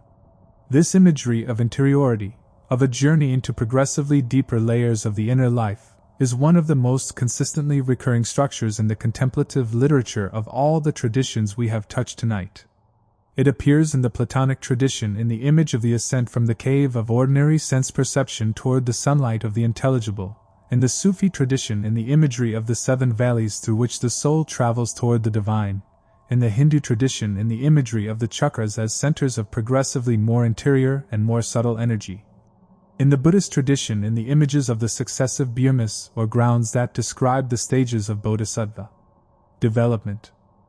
Whatever the specific cultural and theological content of these images, they all describe the same basic phenomenological structure, that the inner journey is a journey inward, that consciousness has depth, that the surface of experience is not all there is, and that the deepening of interior attention reveals progressively more of a reality that is genuinely larger and more fundamental than what is visible at the surface. The Hesychast account of this journey is structured around a progression that several of the tradition's most important teachers describe in terms of three stages: praktike, theoria, and theologia. The first stage, praktike, is the practical stage, the stage of the cultivation of nepsis and the struggle with the logismoi, the development of the capacity for watchful attention and the gradual purification of the passions through sustained practice. This is the stage most accessible to description and most amenable to practical instruction, and it is the stage we have been spending most of our time in tonight. It is not a preliminary stage in the sense of being something to be gotten through on the way to something more important. It is the foundation, the work without which the subsequent stages are simply not accessible. The second stage, theoria, which means vision or contemplation, is the stage in which the purification achieved through praktike makes possible a direct, experiential perception of the deeper dimensions of reality, a perception that is not mediated by concepts or images but is genuinely direct, genuinely immediate, a quality of knowing that is different in kind from the discursive, sequential knowing of ordinary thought. The Hesychast teachers describe theoria as including the contemplation of created nature, the perception of the logo, the inner principles or reasons of things, the way each created thing reflects and participates in the divine wisdom that gave it its form. This is not a merely aesthetic contemplation of the beauty of creation, though it includes that. It is a kind of perception in which the rational order underlying the surface of things becomes directly visible, in which each thing is seen not merely as itself but as a transparency through which something more fundamental shows itself. The third stage, theologia, in the Hesychast sense does not mean theology in the academic sense. It means the direct perception of the divine, the encounter with the uncreated light that is the crowning experience of the Hesychast path, and that Palamas defended with such philosophical care in the 14th century controversies. It is the state in which the nous, fully purified through the practice of praktike and open through the contemplative perception of theoria, becomes capable of a kind of knowing that the tradition consistently refuses to describe in positive terms, preferring instead the language of unknowing, of darkness that is excessive light, of silence that is the fullness of all speech.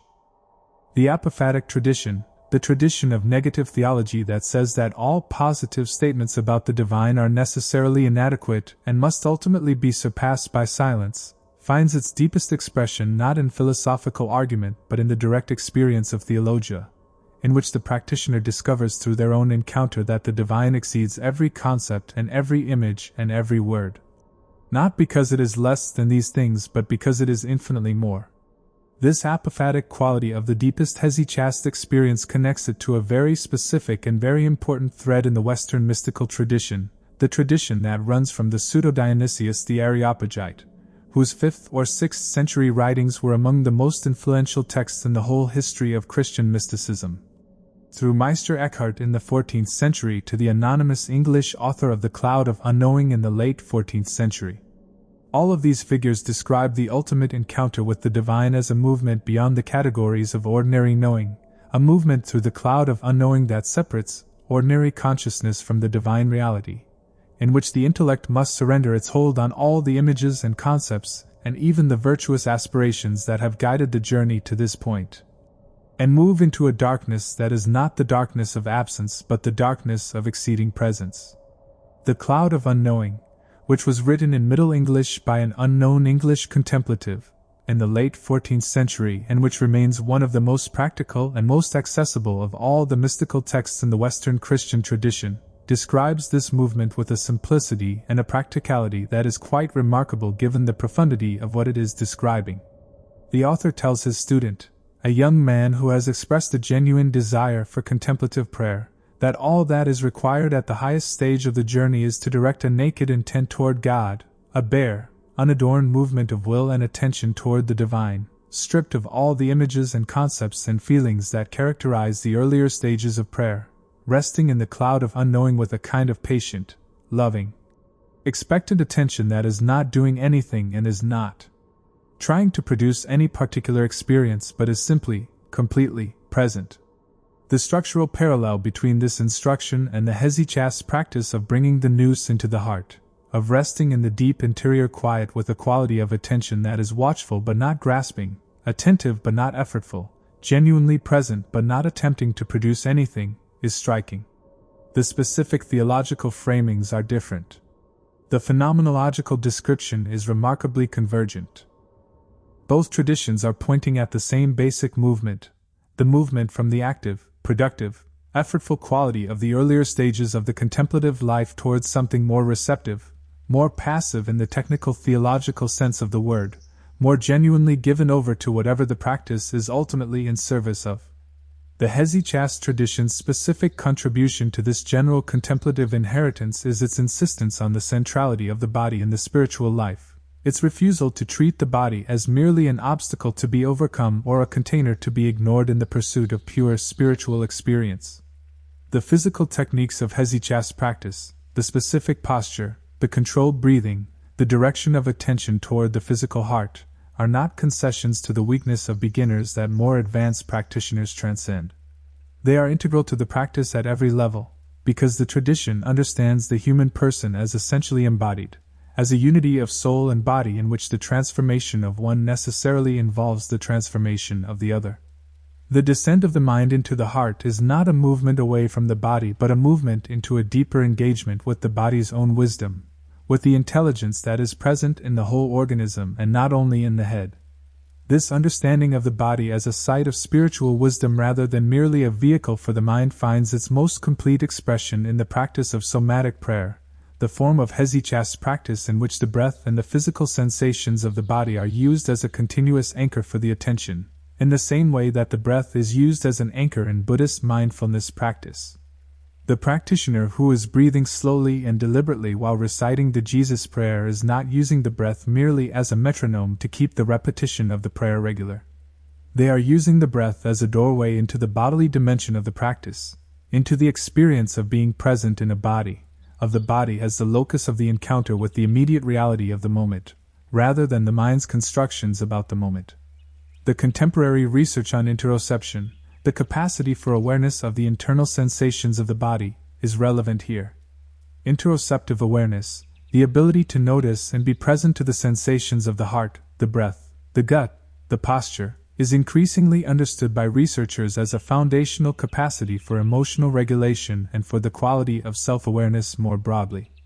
People with high interoceptive awareness are better able to regulate their emotional responses, better able to detect the early stages of emotional activation before those activations have reached the point of full emotional flooding, better able to make accurate judgments about their own internal states and to communicate those states to others. The cultivation of interoceptive awareness through the hesychast body practices is thus not a mystical add-on to an otherwise purely mental practice but a foundational development of the very capacities that make the higher stages of the practice possible. The gut, the enteric nervous system, has been called by neuroscientists the second brain, partly because it contains more neurons than the spinal cord and partly because it processes information and generates responses with a degree of autonomy from the central nervous system that is genuinely remarkable. The hesychast tradition's emphasis on the heart as the center of the person, which we have been exploring primarily in terms of its theological and psychological significance, also points toward a genuine physiological reality. The heart and the gut and the other organ systems of the body are not passive recipients of instructions from the brain, but active participants in the processing of experience. contributors to the quality of consciousness that goes far beyond what can be captured in purely cortical terms. The hesychast practitioner who directs their attention toward the heart is not simply using a convenient metaphor. They are engaging with a genuine locus of intelligence and responsiveness in the human organism, one that the Western biomedical tradition has been slow to acknowledge, but that the contemplative traditions have been working with for millennia.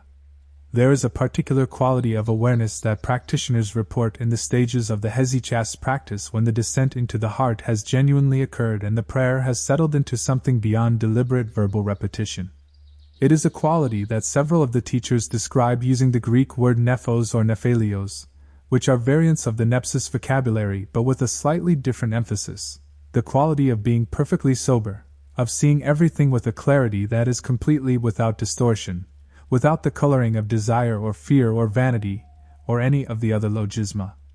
Theophan the Recluse, a 19th-century Russian bishop who is one of the most important teachers of hesychasm in the modern period and whose practical instructions on the Jesus Prayer are among the clearest and most accessible in the tradition, describes this quality as a kind of steady, warm, transparent attentiveness, not the bright agitated alertness of someone trying very hard to pay attention but the quiet, natural, effortless awareness of a person who is simply fully present to what is. Theophan was writing in the context of the Russian hesychast revival of the 18th and 19th centuries, a remarkable period in which the hesychast tradition, which had been relatively dormant in much of the Russian Church, was revitalized through the rediscovery and publication of the Philokalia, a collection of hesychast texts compiled by Nicodemos of the Holy Mountain and Macarius of Corinth, and published in Venice in 1782. The Philokalia, which means love of the beautiful or love of the good, is the most important anthology of hesychast spiritual writing that exists, gathering texts from the 4th through the 15th centuries and providing, in a single collection, the most systematic account of the hesychast tradition in all its depth and breadth. Its publication sparked a revival of contemplative practice in the Orthodox world that eventually produced some of the most remarkable spiritual writers of the modern period, including figures like Seraphim of Sarov in Russia, whose account of the goal of the Christian life as the acquisition of the Holy Spirit became one of the most widely quoted formulations of the hesychast aim in the modern period. Seraphim of Sarov lived in the forests of central Russia in the late 18th and early 19th centuries, practicing a form of hesychasm that combined the traditional Jesus prayer and the practices of nepsis with extended periods of physical stillness, standing or kneeling in prayer for hours and days at a time. The accounts of his physical appearance in the advanced stages of his practice describe a quality of luminosity, a visible brightness or radiance about his person that several witnesses reported, including in a famous recorded conversation with a man named Motovilov, to whom Seraphim is said to have appeared in the middle of a winter forest suffused with a light that Motovilov described as physically blinding and physically warm, a light that was coming not from the winter sun but from within. The figure of the elder himself. The account is reminiscent of the Transfiguration narratives, and whether one accepts its literal accuracy or not, it encodes the same theological claim that Palamos was defending in his arguments with Barlaam, that the divine energies, the uncreated light, are genuinely perceptible within created experience, genuinely accessible to embodied human perception in the conditions of genuine contemplative practice. The Philokalia, which became available in Russian translation through the efforts of Paisios Velichkovsky in the late 18th century, gave rise to a distinctive Russian literary and spiritual tradition associated with the concept of the starets, the elder or spiritual father who serves as a guide for those undertaking the hesychast journey. The greatest literary expression of this tradition is Dostoevsky's portrait of the elder Zosima in The Brothers Karamazov, a novel that is in many ways a sustained meditation on the hesychast understanding of the human person and the nature of genuine spiritual transformation. Zosima's teaching in the novel draws directly on the hesychast tradition, particularly in his insistence on the central importance of love as the ground of the spiritual life and on the interconnectedness of all things in what he calls the mysterious unity of creation. A vision that is entirely congruent with the hesychast understanding of the Logos as the rational principle that grounds and connects all things and that becomes perceptible to the contemplative, in the stage of theoria. The encounter with the Philokalia tradition, whether through the literary mediation of Dostoevsky or through direct engagement with the texts themselves, is for many readers in the Western world their first genuine encounter with the depth and the sophistication of the Eastern Christian contemplative tradition. The tradition is not well known in the West, partly because of the historical separation between the Eastern and Western churches that has made the full inheritance of Eastern Christian thought inaccessible to most Western Christians, and partly because the Hesychast tradition is by nature a tradition that does not advertise itself, that does not proselytize or produce popular literature about its practices. That transmits itself primarily through the direct relationship between teacher and student in the monastic context. But the tradition's relative obscurity in the Western popular imagination does not reflect its depth or its importance. The Hesychast tradition represents one of the most sustained and sophisticated investigations of the inner life that any civilization has produced. Its phenomenological vocabulary for describing the movements of consciousness, from the initial appearance of the logismos through the stages of its development to the counter-practice of nepsis, and the various stages of the contemplative journey, is among the most precise and most practically useful in existence. Its account of the relationship between the body and the spirit, its insistence on the embodied character of genuine contemplative experience, was anticipating by many centuries the insights of contemporary psychophysiology and neuroscience about the role of the body and the quality of conscious experience. And its central claim, that the deepest layer of the human inner life is not a psychological chamber that can be exhaustively described in naturalistic terms but an open boundary, a threshold between the human and something genuinely beyond the human, is a claim that has not been refuted and cannot be refuted by any empirical investigation, because empirical investigation simply is not equipped to address it. The question of what lies at the center of silence, the question of what is present in the deepest quiet, is not a question that has been settled. It is a question that is genuinely open, genuinely at the frontier of human understanding, and one that the various contemplative traditions approach from different angles with different presuppositions and different interpretive frameworks, and yet with a consistency of experience that points, however partially and imperfectly, toward the same territory. The Hesychast tradition's answer is a person.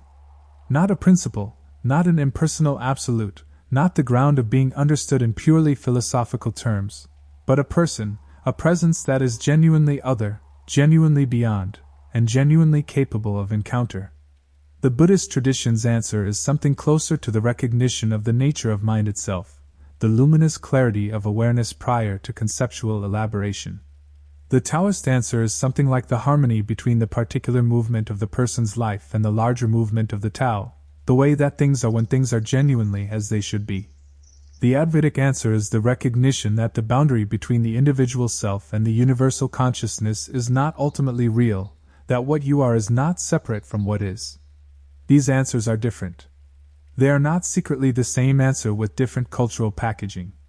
The differences are real and philosophically significant and theologically important. But the territory they are all attempting to describe, the territory of the deep interior quiet and what is present there, is one territory. And the primary lesson that the Hesychast tradition, and the contemplative traditions more broadly, have to offer to anyone who is willing to take the inner life seriously is this: the territory is real. It is not a projection. It is not a psychological artifact. It is not a culturally conditioned expectation producing culturally conditioned experiences. The quality of interior silence, the quality of presence in the deep quiet, the quality of what becomes perceptible when the logismoi have genuinely subsided, is as real as anything else in human experience, and more fundamental than most of it. The practice of nepsis, the practice of watchful attention to the movements of the inner life, is the door to this territory, and it is a door that does not require any particular theological conviction to begin to open. It requires only what you have been practicing throughout this long night: the willingness to turn toward the inner life with genuine attention, to follow the thread of awareness patiently and without grasping, to notice what arises and to notice the difference between the noticing and what is noticed, to remain with the silence when the noise subsides however briefly and to discover, in that silence, whether there is anything there. The Hesychast tradition says there is, and the quality of what is there, in its full account, is beyond anything that can be adequately communicated in words. The words are pointers, guides, descriptions of a territory that must ultimately be entered directly. The entire vast literature of the tradition, from the Desert Fathers through the Philokalia to the contemporary Orthodox writers who carry the tradition forward, is a finger pointing at the moon. The moon is not the finger. The silence is not the description of the silence. The hesychia, the deep interior stillness, is not this account of it. And yet the account has value, because it points. It orients. It gives some sense of the direction and the nature of the journey for those who have not yet made it, and who are wondering whether it is worth making. The answer the tradition gives is an unequivocal yes. Not yes in the sense that the journey is comfortable, or easy or guaranteed to produce particular experiences on a particular schedule. Yes in the sense that what is found in the deep quiet is worth every difficulty of the journey toward it, worth the years of persistent practice, worth the periods of darkness and dryness and the apparently empty stretches of the path that lead through the visible achievements to something genuinely beyond achievement. The final image that feels right for this long night is an image that appears in various forms in the hesychast literature, and that has always seemed to me among the most beautiful things the tradition has produced. The mind in its ordinary state is described as being like the surface of a lake in wind, constantly disturbed, constantly reflecting broken fragments of the sky, unable to reflect clearly because the disturbance is too constant and too pervasive. The mind that has been stilled through the practice of nepsis and the descent into the heart is described as being like the same lake in perfect calm, its surface undisturbed, and in that undisturbed surface able to reflect, without distortion, the entire sky. The sky was always there. The light was always there. The capacity to reflect it was always there. What was preventing the reflection was the disturbance, the constant, agitated movement of the surface. The practice of hesychasm is the practice of stilling the surface. Not by removing the wind, because the wind of the world and the wind of the passions and the logismoi will always blow, but by developing a quality of interior depth, a quality of rootedness and stability in the center, that is not disturbed by the surface movement, that remains clear and still and capable of genuine reflection even while the surface continues its ordinary life of disturbance and motion. This is the art of inner silence.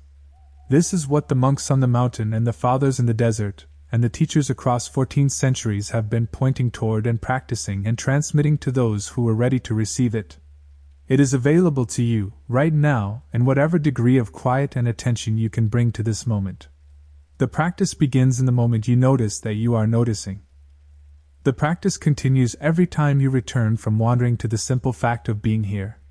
The practice deepens with each patient, gentle, unsentimental return, each time the logismos is seen for what it is and allowed to pass, each time the attention settles back into the quiet that is its natural home.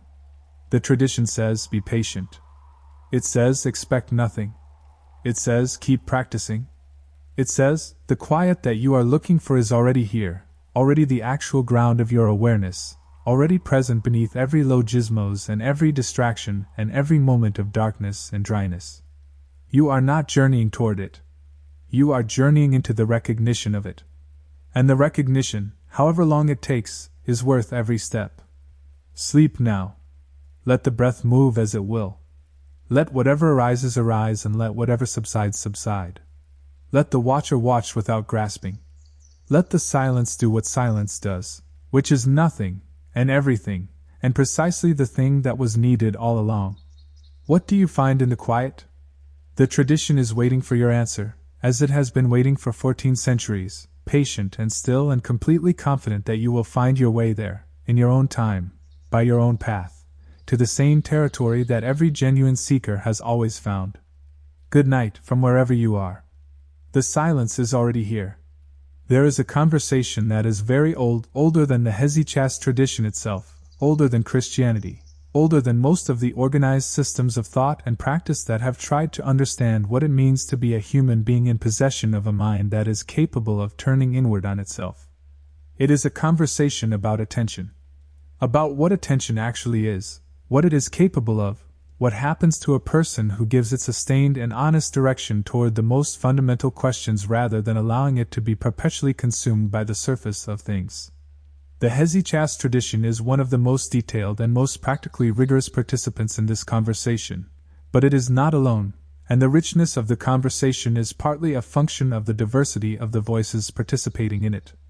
We have already touched on the Buddhist tradition and its version of the practice of watchful attention. But the Buddhist account of what happens in the depths of genuine meditation deserves more careful attention than a passing mention, because it offers something that complements the Hesychast account in ways that are illuminating for both traditions.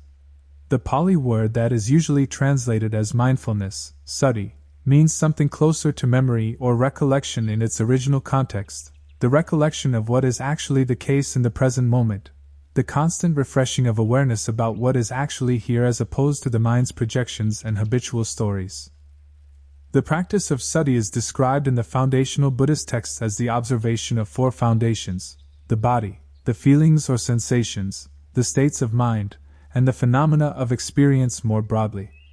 This fourfold structure maps interestingly onto the Hesychast understanding of the inner journey, in which the practitioner moves from the most external and concrete dimensions of experience inward toward progressively more subtle and fundamental layers of the inner life. The Buddhist practice of vipassana, insight meditation, takes the basic skill of present moment awareness developed in sati practice and applies it with increasing precision and depth to the direct investigation of the nature of experience itself.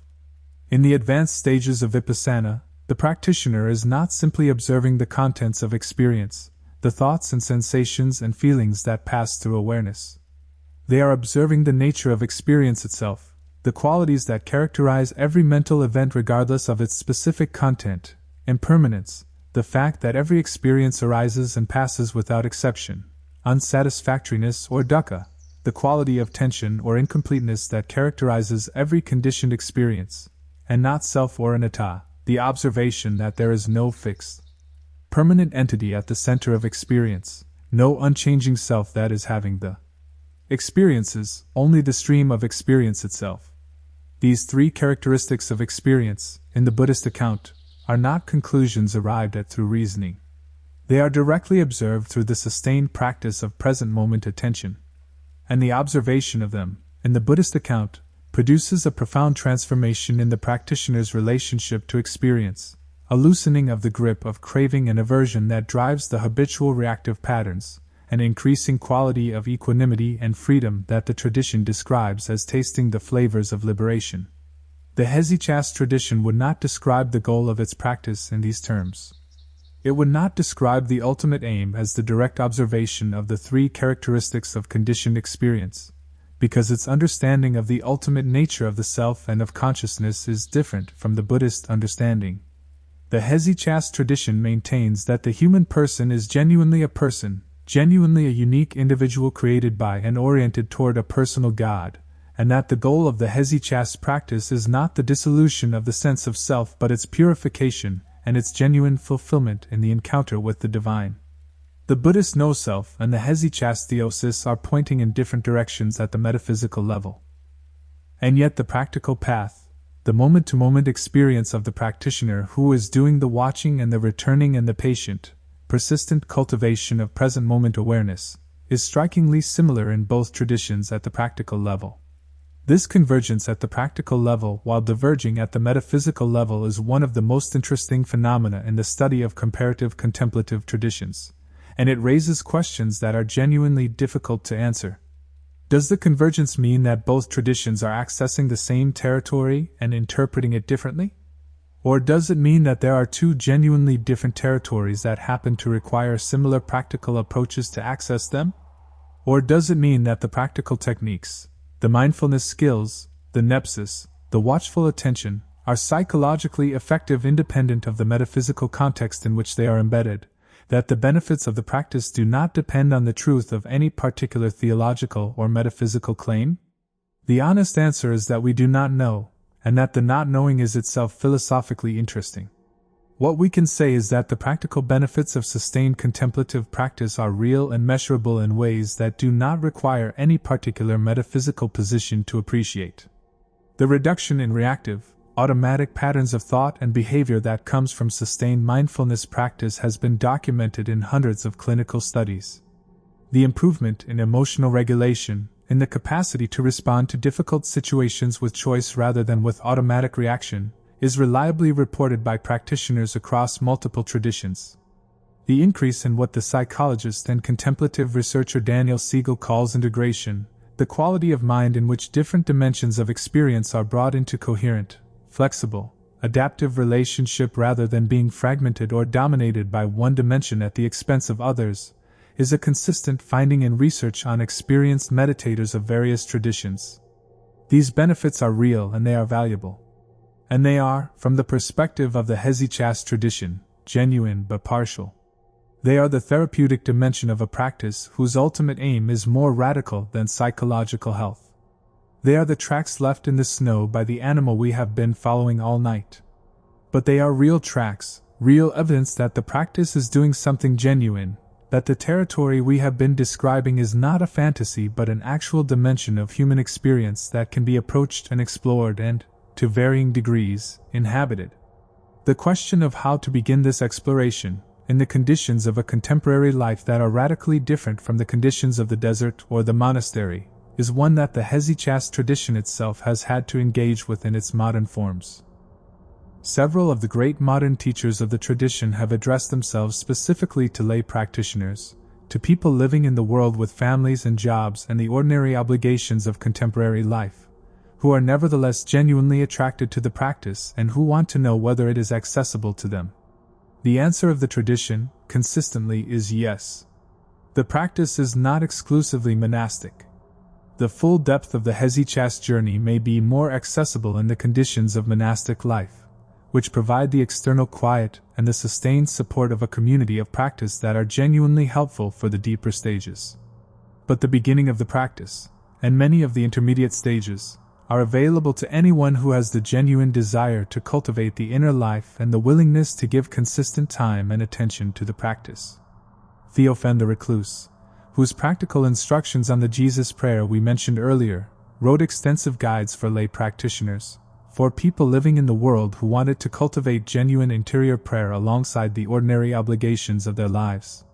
His instructions are, by the standards of the tradition, relatively accessible and practical, focusing on the cultivation of the Jesus Prayer in whatever time is available, on the development of the habit of recollection, the regular returning of the attention to the interior through brief moments of stillness throughout the day, and on the gradual development of what he calls a warm, attentive quality of the heart. A consistent background quality of quiet interior attention that can be maintained even while engaged in the ordinary activities of daily life. The concept of the recollection, or the return to the interior, is important here and is one of the most practically useful elements of the Hesychast tradition for contemporary practitioners. The practice of formal sitting meditation, whether Hesychast or Buddhist or of any other tradition, is valuable and important for the development of contemplative depth. But it represents only a small fraction of the waking hours of even the most dedicated practitioner who is living in the world. The Hesychast tradition, at its best, does not confine the practice to the periods of formal prayer but cultivates a quality of interior attention that is maintained, however imperfectly and however intermittently, throughout the whole of waking life. This is what the practice of the Jesus Prayer was designed to support in its monastic form, the repetition of the prayer not only during formal prayer periods but throughout the day, during work and during meals and during the various physical activities of monastic life, so that the interior quality of watchfulness became not a special mode that was entered and left but a continuous background of the inner life. The Hesychast tradition speaks of the aim of arriving at a state in which the prayer prays itself, in which the Jesus Prayer has sunk deep enough into the inner life that it continues as a kind of steady background presence, a continuous gentle anchor for the attention, even without deliberate effort. This is sometimes called the self-activating prayer, or the prayer of the heart, and it is described as one of the characteristic signs of the genuine descent of the prayer from the head into the heart. For the contemporary practitioner who is not in a position to maintain continuous repetition of a prayer formula throughout the day, the underlying principle can be translated: the development of a quality of interior recollection, a habit of returning from the periphery of distraction to the center of quiet attention. That is practiced not only during formal periods of meditation but through brief moments of return throughout the day. The moment in the line at the coffee shop when you notice that you can pause the habitual checking of the phone and simply be present for a moment. The moment in the middle of a difficult conversation when you notice that you can step back slightly from the automatic reactive engagement and observe the logismos that is forming rather than immediately enacting it. The moment before sleep, in the quiet of the bedroom, when the day's business has been set aside and the space of the night is opening ahead, that is the moment we are in right now, a moment that is one of the most naturally accessible doorways into the kind of interior quiet that the Hesychast tradition has been cultivating and describing and transmitting for 14 centuries. The night is particularly important in the Hesychast tradition, as it is in many contemplative traditions. The ancient monastic practice of the vigil, the keeping of the night watch through prayer, reflects the intuition that the darkness and the quiet of the night hours are naturally hospitable to the kind of interior attention that the practice requires.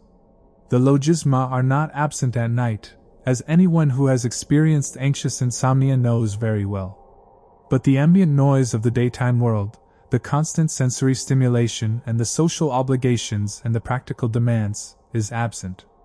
And in that absence the interior life becomes more immediately present, more accessible, more unavoidable. The night makes it harder to avoid the inner life. The Hesychast tradition treats this not as a challenge to be overcome but as an invitation to be accepted. The monastics on Mount Athos rise in the middle of the night for the divine liturgy, and the hours of prayer that structure the monastic day in the Eastern Orthodox tradition.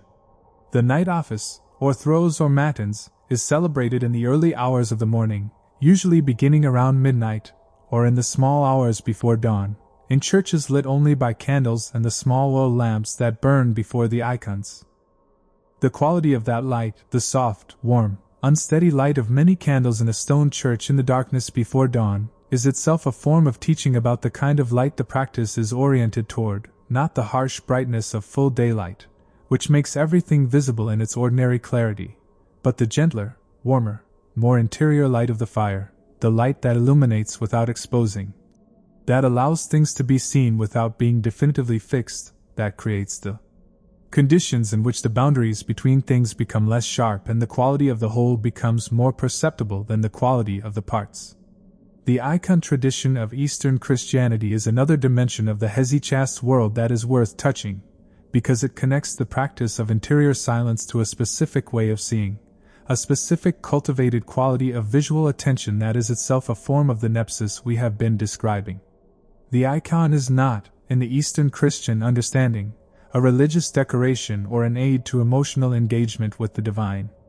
It is a window, a threshold object, something that exists at the boundary between the visible and the invisible world and that is designed to facilitate the movement of attention in both directions across that boundary. The reverse perspective that characterizes Byzantine icon painting, in which the lines of the composition converge toward the viewer rather than toward a vanishing point within the image, is not a technical deficiency but a deliberate reversal of the spatial logic of ordinary visual experience. In ordinary perspective, the viewer looks into the image, and the image recedes away from them. In the reverse perspective of the icon, the space of the image opens toward the viewer, envelopes the viewer, draws the viewer into its space. The icon is not something you look at. It is something you look through. To look at an icon in the way the Hesychast tradition intends requires the same quality of attention that the practice of nepsis cultivates in relation to the inner life, not the active, grasping attention that fixes objects and extracts information from them, but the receptive, open, patient attention that allows what is present to reveal itself.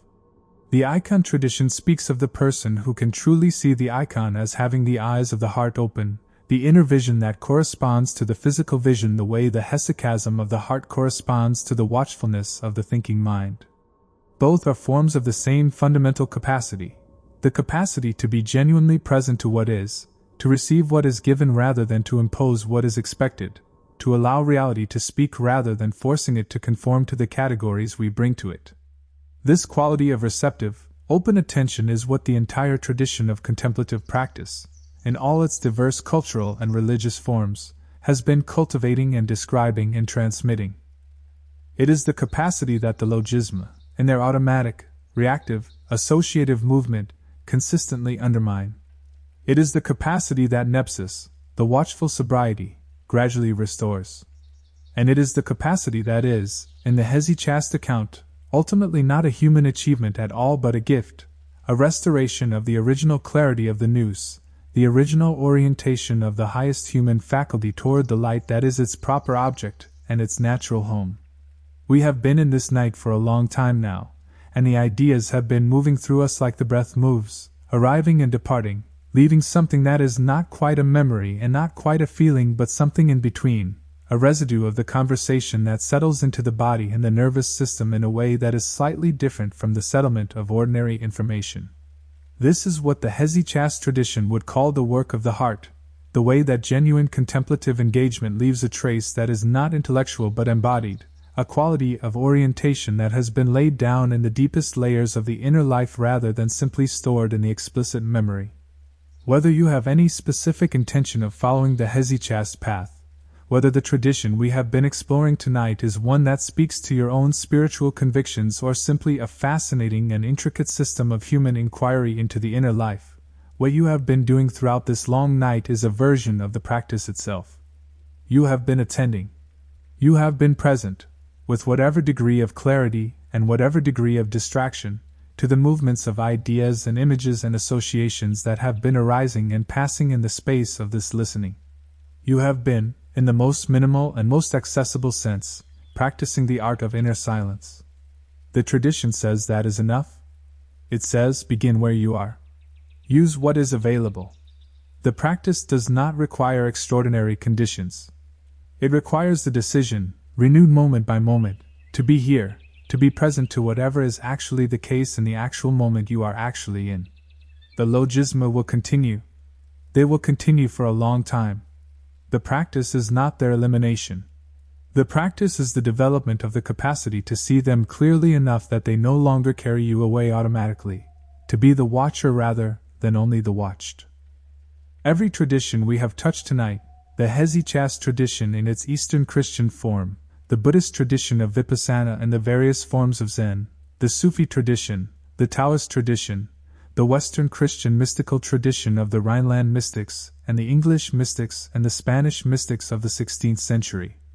Every one of them is describing the same fundamental discovery from a different angle, that there is a capacity in the human being that is not the same as the ordinary thinking, reactive mind, a capacity for a kind of presence and a kind of awareness that is qualitatively different from the ordinary condition, and that this capacity is both natural to the human being and ordinarily undeveloped, both already present and requiring patient cultivation to become accessible in any sustained or reliable way. The art of inner silence is the art of developing this capacity. It is not a rare or esoteric art. It is the most ordinary and the most necessary art that a human being can practice, because it is the art of becoming genuinely present to one's own life rather than perpetually at one remove from it, always thinking about the life rather than living it, always commenting on the experience rather than having the experience, always somewhere slightly else rather than precisely here. You are precisely here now. The breath is here. The body is here. The quiet of this particular corner of the night is here. And whatever is present in the quiet, whether you understand it in the theological terms of the Hesychast tradition or in the psychological terms of contemporary mindfulness science, or in no particular theoretical framework at all, it is available to be discovered, right now, in the moment of genuine interior attention that is your natural inheritance as a human being. The tradition is patient. The silence is patient. They will both be here in the morning, and the day after, and through all the days of practice and of wandering and of return that constitute a life genuinely given over to the art of inner silence. There is no urgency. The practice does not demand perfection. It demands only the willingness to keep returning, with whatever patience and whatever gentleness you can bring to the returning, to the simple present moment awareness that is the first step and the last step and all the steps in between on the path toward the deep quiet that the tradition calls, in its most beautiful word, hesychia. The stillness. The great interior stillness. Always here. Always available. Always more intimate than any thought about it, more present than any description, more real than any account that can be given of it in the language of the night. Sleep now. Let the watching continue in the dark, as it always does, without your direction and without your effort, the quiet witness to the slow dissolution of waking into the other country of sleep. You do not need to do anything. The practice is resting. The practice is the willingness to rest, to surrender the effort, to let what is happening happen without intervention, without management, without the subtle anxiety of the watcher who worries about watching correctly. The logismoi of sleep will come, the images, the half-formed thoughts, the fragments of the day dissolving into something more fluid and less purposeful. Let them come. Watch them from the corner of the inner eye, if watching is available, and if watching fades, let that be as it is. The descent into sleep is itself, in the hesychast understanding, a form of the descent into the heart, a kind of surrender of the conscious, effortful, managing mind to the deeper wisdom of the organism, the wisdom that knows how to rest and how to restore and how to prepare the interior life for another day of the long patient work of being human. The mountain is still there, in the dark over the Aegean. The candles in the stone churches are burning. The monks are at their prayers. The lake in the forest of Seraph is undisturbed, its surface reflecting the stars without distortion. The painted porch in Athens is silent, and the desert of Egypt is silent, and the cave on Sinai is silent, and all the places where human beings have found their way to the deep interior quiet are silent in the way that all genuinely inhabited silences are silent, not emptily but fully, not with absence but with presence, the presence that is there when the noise has finally, gratefully, settled. What do you find in the quiet? Sleep well.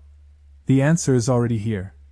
There is a question that arises naturally from everything we have been exploring tonight, a question that the tradition both anticipates and addresses, but that is worth sitting with more explicitly before we let the night complete its work.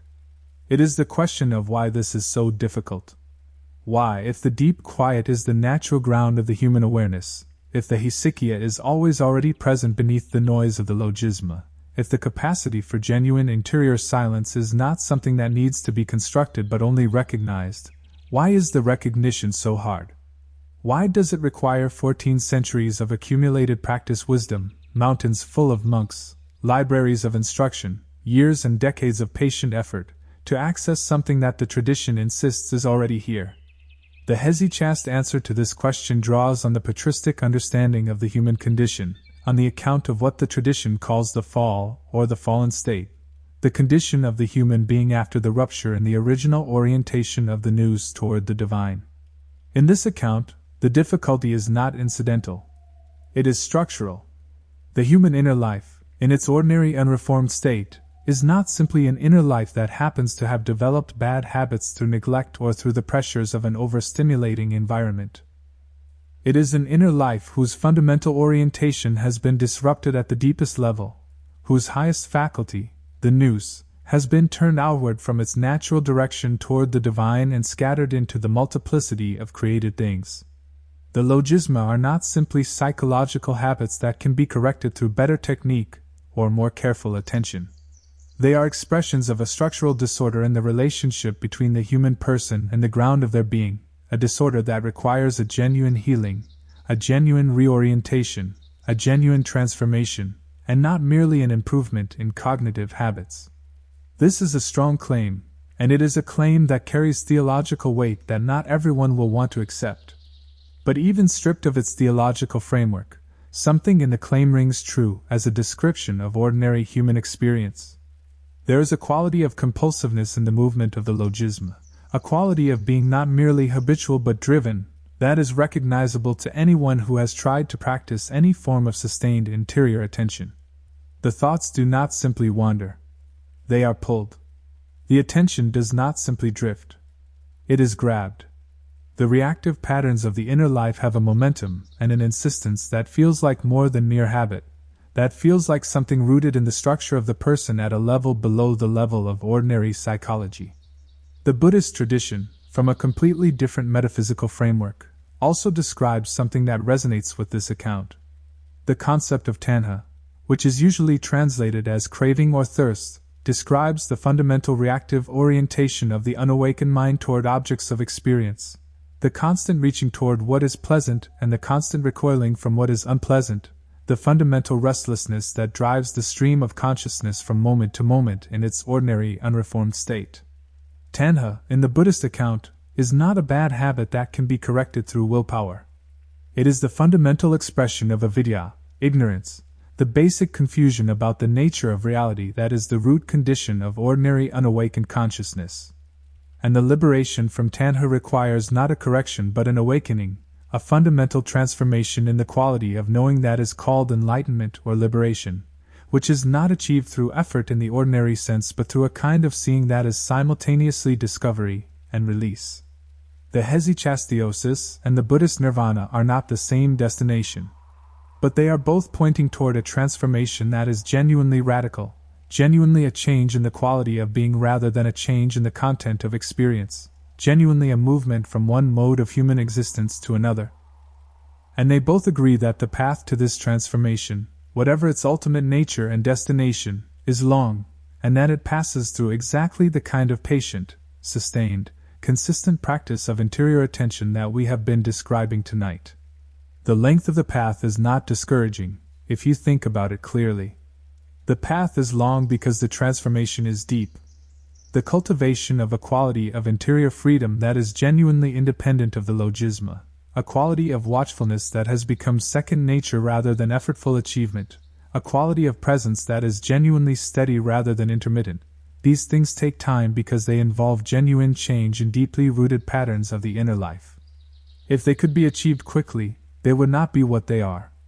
The depth of the transformation is related to the length of the journey. And the journey itself, even in its early stages, even before any of the more dramatic or more advanced contemplative experiences have been reached, has a quality that makes it worthwhile in its own terms. The simple practice of noticing the logismoi, of developing even a modest degree of the capacity to observe mental events rather than only being swept along by them, produces a real and noticeable change in the quality of daily experience. The person who has been practicing nepsis for 6 months, even imperfectly and intermittently, is living in a slightly different relationship to their own inner life than they were before. The moments of genuine present moment awareness are slightly more frequent. The grip of the reactive patterns is slightly looser. The quality of the watching, however brief and however imperfect, is something that was not there before and that, once experienced, provides its own motivation to continue. This is one of the important things about the practice of nepsis, that it is self-reinforcing. The more genuinely you practice it, the more clearly you see the logismoi for what they are, and the more clearly you see them, the less power they have to capture and carry away the attention. The watcher becomes more reliably present, the watched becomes less compulsively convincing, and the quality of inner life gradually shifts in a direction that the tradition calls toward freedom, toward the genuine interior liberty that is the mark of the person in whom the practice has genuinely taken root. The Stoic parallel is instructive here, because the Stoic tradition, which we explored at length in our previous journey, arrived at a structurally similar account of this process from a completely different direction. The Stoics called the capacity we are describing prohairesis, the faculty of deliberate rational choice, and they described its cultivation as the central practical work of the philosophical life. The person who has fully developed prohairesis is not at the mercy of the impressions and the passions that arise in their inner life. They have developed the capacity to observe these movements and to choose their response to them rather than being automatically carried along. The Stoic sage and the hesychast elder are descriptions of the same basic human possibility from within two very different philosophical and theological frameworks. Both are describing a human being who has become genuinely free in the inner life, not free from the occurrence of difficult events and difficult experiences, but free in the sense that the quality of their inner response to whatever arrives is genuinely their own, genuinely chosen, genuinely an expression of their deepest values rather than of the automatic reactive patterns that ordinarily govern human behavior. The difference between the Stoic and the hesychast accounts is, once again, primarily at the metaphysical level. The Stoic account is essentially self-contained. The cultivation of rational freedom is the work of the human being working on themselves, developing their own capacities through sustained practice and philosophical reflection. The hesychast account is relational. The transformation of the inner life is the work of the human being cooperating with a grace, an energy, a presence that is genuinely beyond them and that does the transformation that their own effort cannot accomplish. The difference is not primarily about the nature of the practice but about the nature of what the practice is ultimately in service of and what is ultimately doing the deepest work within it. From the inside, the experience of the practice may be difficult to distinguish in its early stages. It is in the advanced stages, in the encounter with what the Hesychast tradition calls the divine energies and the uncreated light, that the trajectories definitively diverge. Let us spend some time with the figures who lived at the boundaries between the Hesychast tradition and the broader world of contemplative culture, the figures who were shaped by the tradition but who found ways of expressing it that crossed the usual boundaries of denomination and culture and made the tradition's insights available in unexpected contexts. Gregory Palamas himself is the most important theological figure in the tradition, and we have discussed him at some length. But the life that produced the theology is worth knowing in more detail, because it is itself a demonstration of the Hesychast claim that the practice transforms not only the inner life but the capacity for engagement with the world, the quality of thought and argument and action that arises from the depth of the inner life. Palamas was born in Constantinople around 1296 into a family of the Byzantine aristocracy. His father died when he was young, and he was raised at the imperial court, where he received an excellent classical education and was expected to pursue a career in the imperial administration. Instead, in his early 20s, he went to Mount Athos and became a monk, spending the next several years in the demanding formation of the Hesychast tradition under experienced teachers. He was not a hermit by temperament or by calling. He was a man of active intellectual gifts and genuine theological creativity who had gone to Athos not to escape the world but to go to the root of something that he understood was more fundamental than anything the world was offering. The controversy with Barlaam that forced him out of his preferred life of contemplative practice and into the arena of theological debate was not something he chose. He was drawn into it by others who recognized that the challenge Barlaam was mounting against hesychasm was serious and required a serious response. And what Palamas produced in response, the distinction between the divine essence and the divine energies that we discussed earlier, was not a piece of philosophical ingenuity designed to win an argument. It was a theological account of something he knew from the inside, from his own contemplative experience, and from the experience of the tradition he was formed in and was trying to defend. The distinction between essence and energies is not easy to understand in abstract terms, and it has been a source of continuing controversy between Eastern and Western Christianity, with Western theologians often arguing that it introduces an unacceptable division within the divine unity. The Eastern response, and Palamas's own response, is that the distinction is not a division but a differentiation, the recognition that the same single divine reality presents itself differently in its absolute inner being, which is genuinely beyond any created access, and in its genuine self-communication to the world, which is genuinely divine and genuinely accessible to created experience. The analogy that Palamas and his supporters often used was the sun. The solar disk is the essence, wholly inaccessible in itself, genuinely blinding and consuming if approached directly. The light and the heat of the sun are the energies, genuinely the sun itself, genuinely solar, not something less than the sun, and genuinely accessible to created experience without the created thing being consumed. This image has its limitations, as Palamas himself acknowledged. But it points towards something genuine about the structure of the encounter between the human and the divine as the Hesychast tradition experienced it. The divine presence is genuinely there, genuinely accessible, genuinely transformative, in its accessibility, and at the same time genuinely beyond any complete comprehension or direct apprehension of the divine in its absolute being.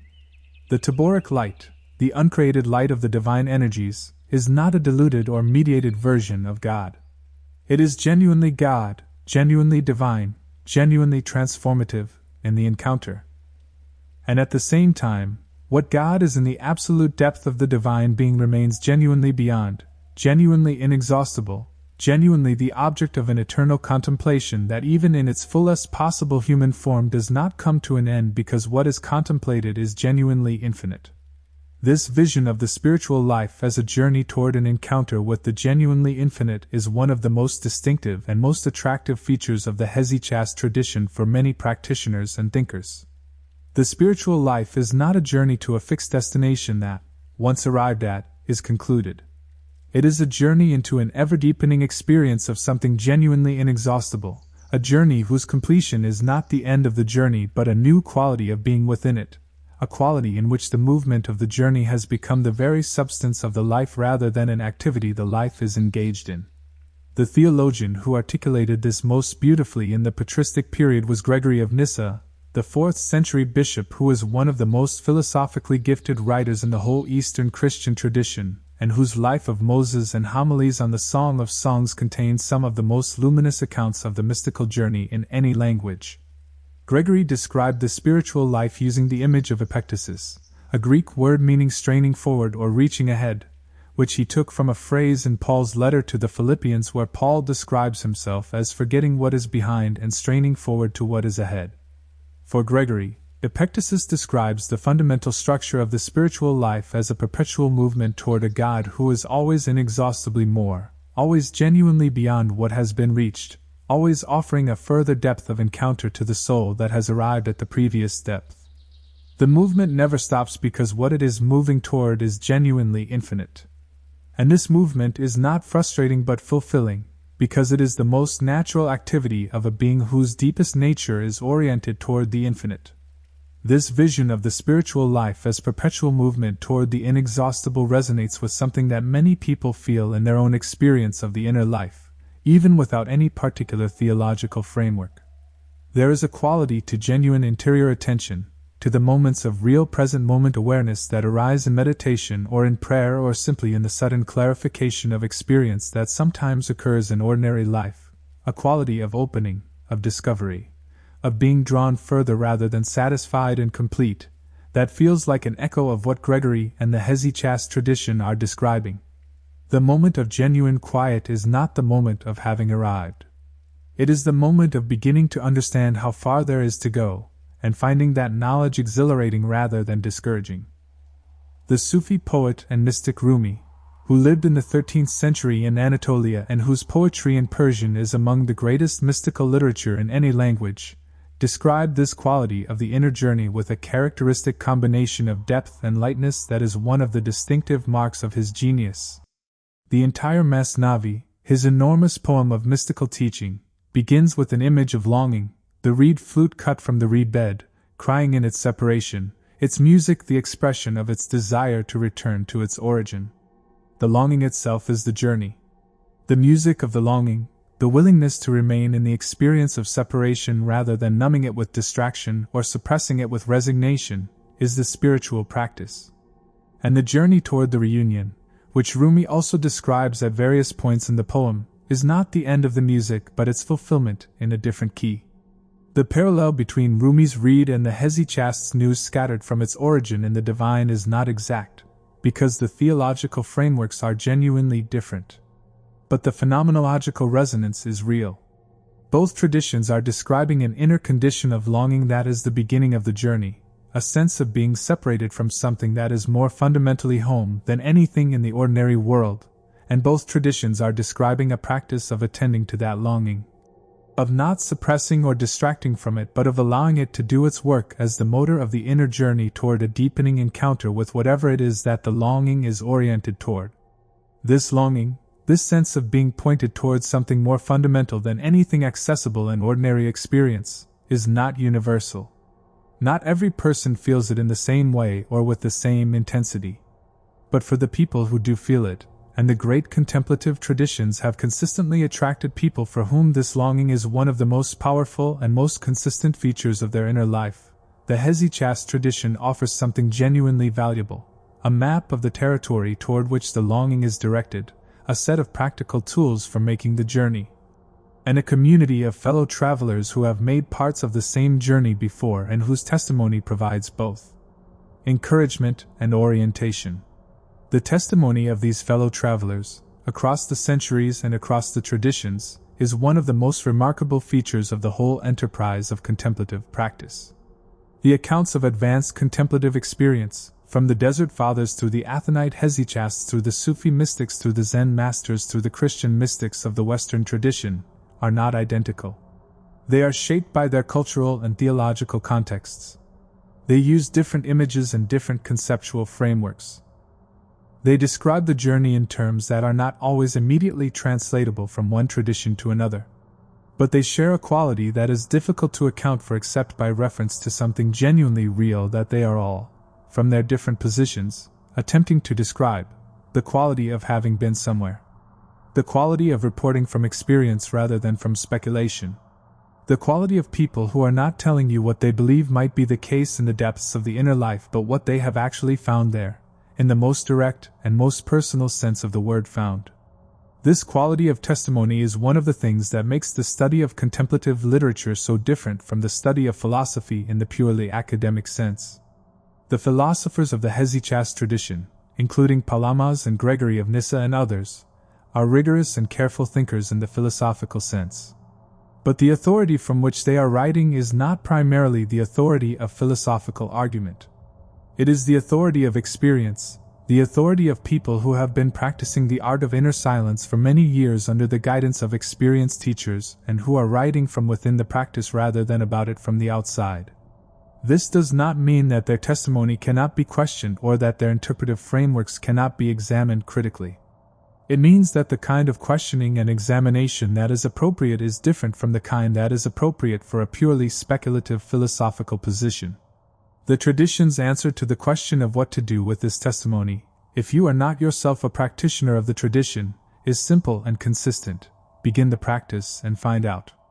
The testimony is not offered as a substitute for direct experience but as an invitation to it, an orientation that can help a genuine practitioner know what to look for, and how to recognize it when it is found. The tradition's confidence in offering this invitation rests on its long experience that genuine practice, sustained over time with genuine intention, consistently leads practitioners toward the territory the tradition describes. The path is real. The territory is accessible. The practice works. And the practice begins, as we have said, as simply and as accessibly as this: the willingness to be present, right now, in this moment, to whatever is actually the case in the actual experience of this actual person. The logismoi will continue. The wandering will continue. The returning will continue. The gradually deepening quality of the returning, the gradually increasing steadiness of the watching, the gradually expanding capacity for genuine interior quiet, these will develop through the practice as they always have, in every practitioner who has genuinely committed to it. Across 14 centuries of the tradition and across all the parallel traditions that have been arriving at similar discoveries through different routes. The deep quiet is real. The hesychia is real.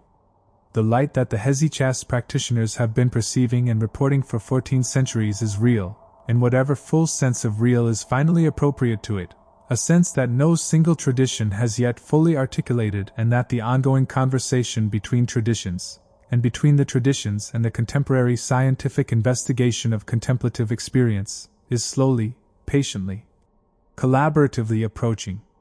You are part of that conversation now, by virtue of having followed this thread through the night.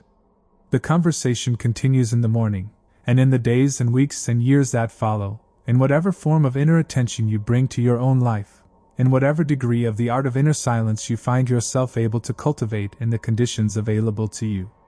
The tradition wishes you well on the journey. The silence is patient.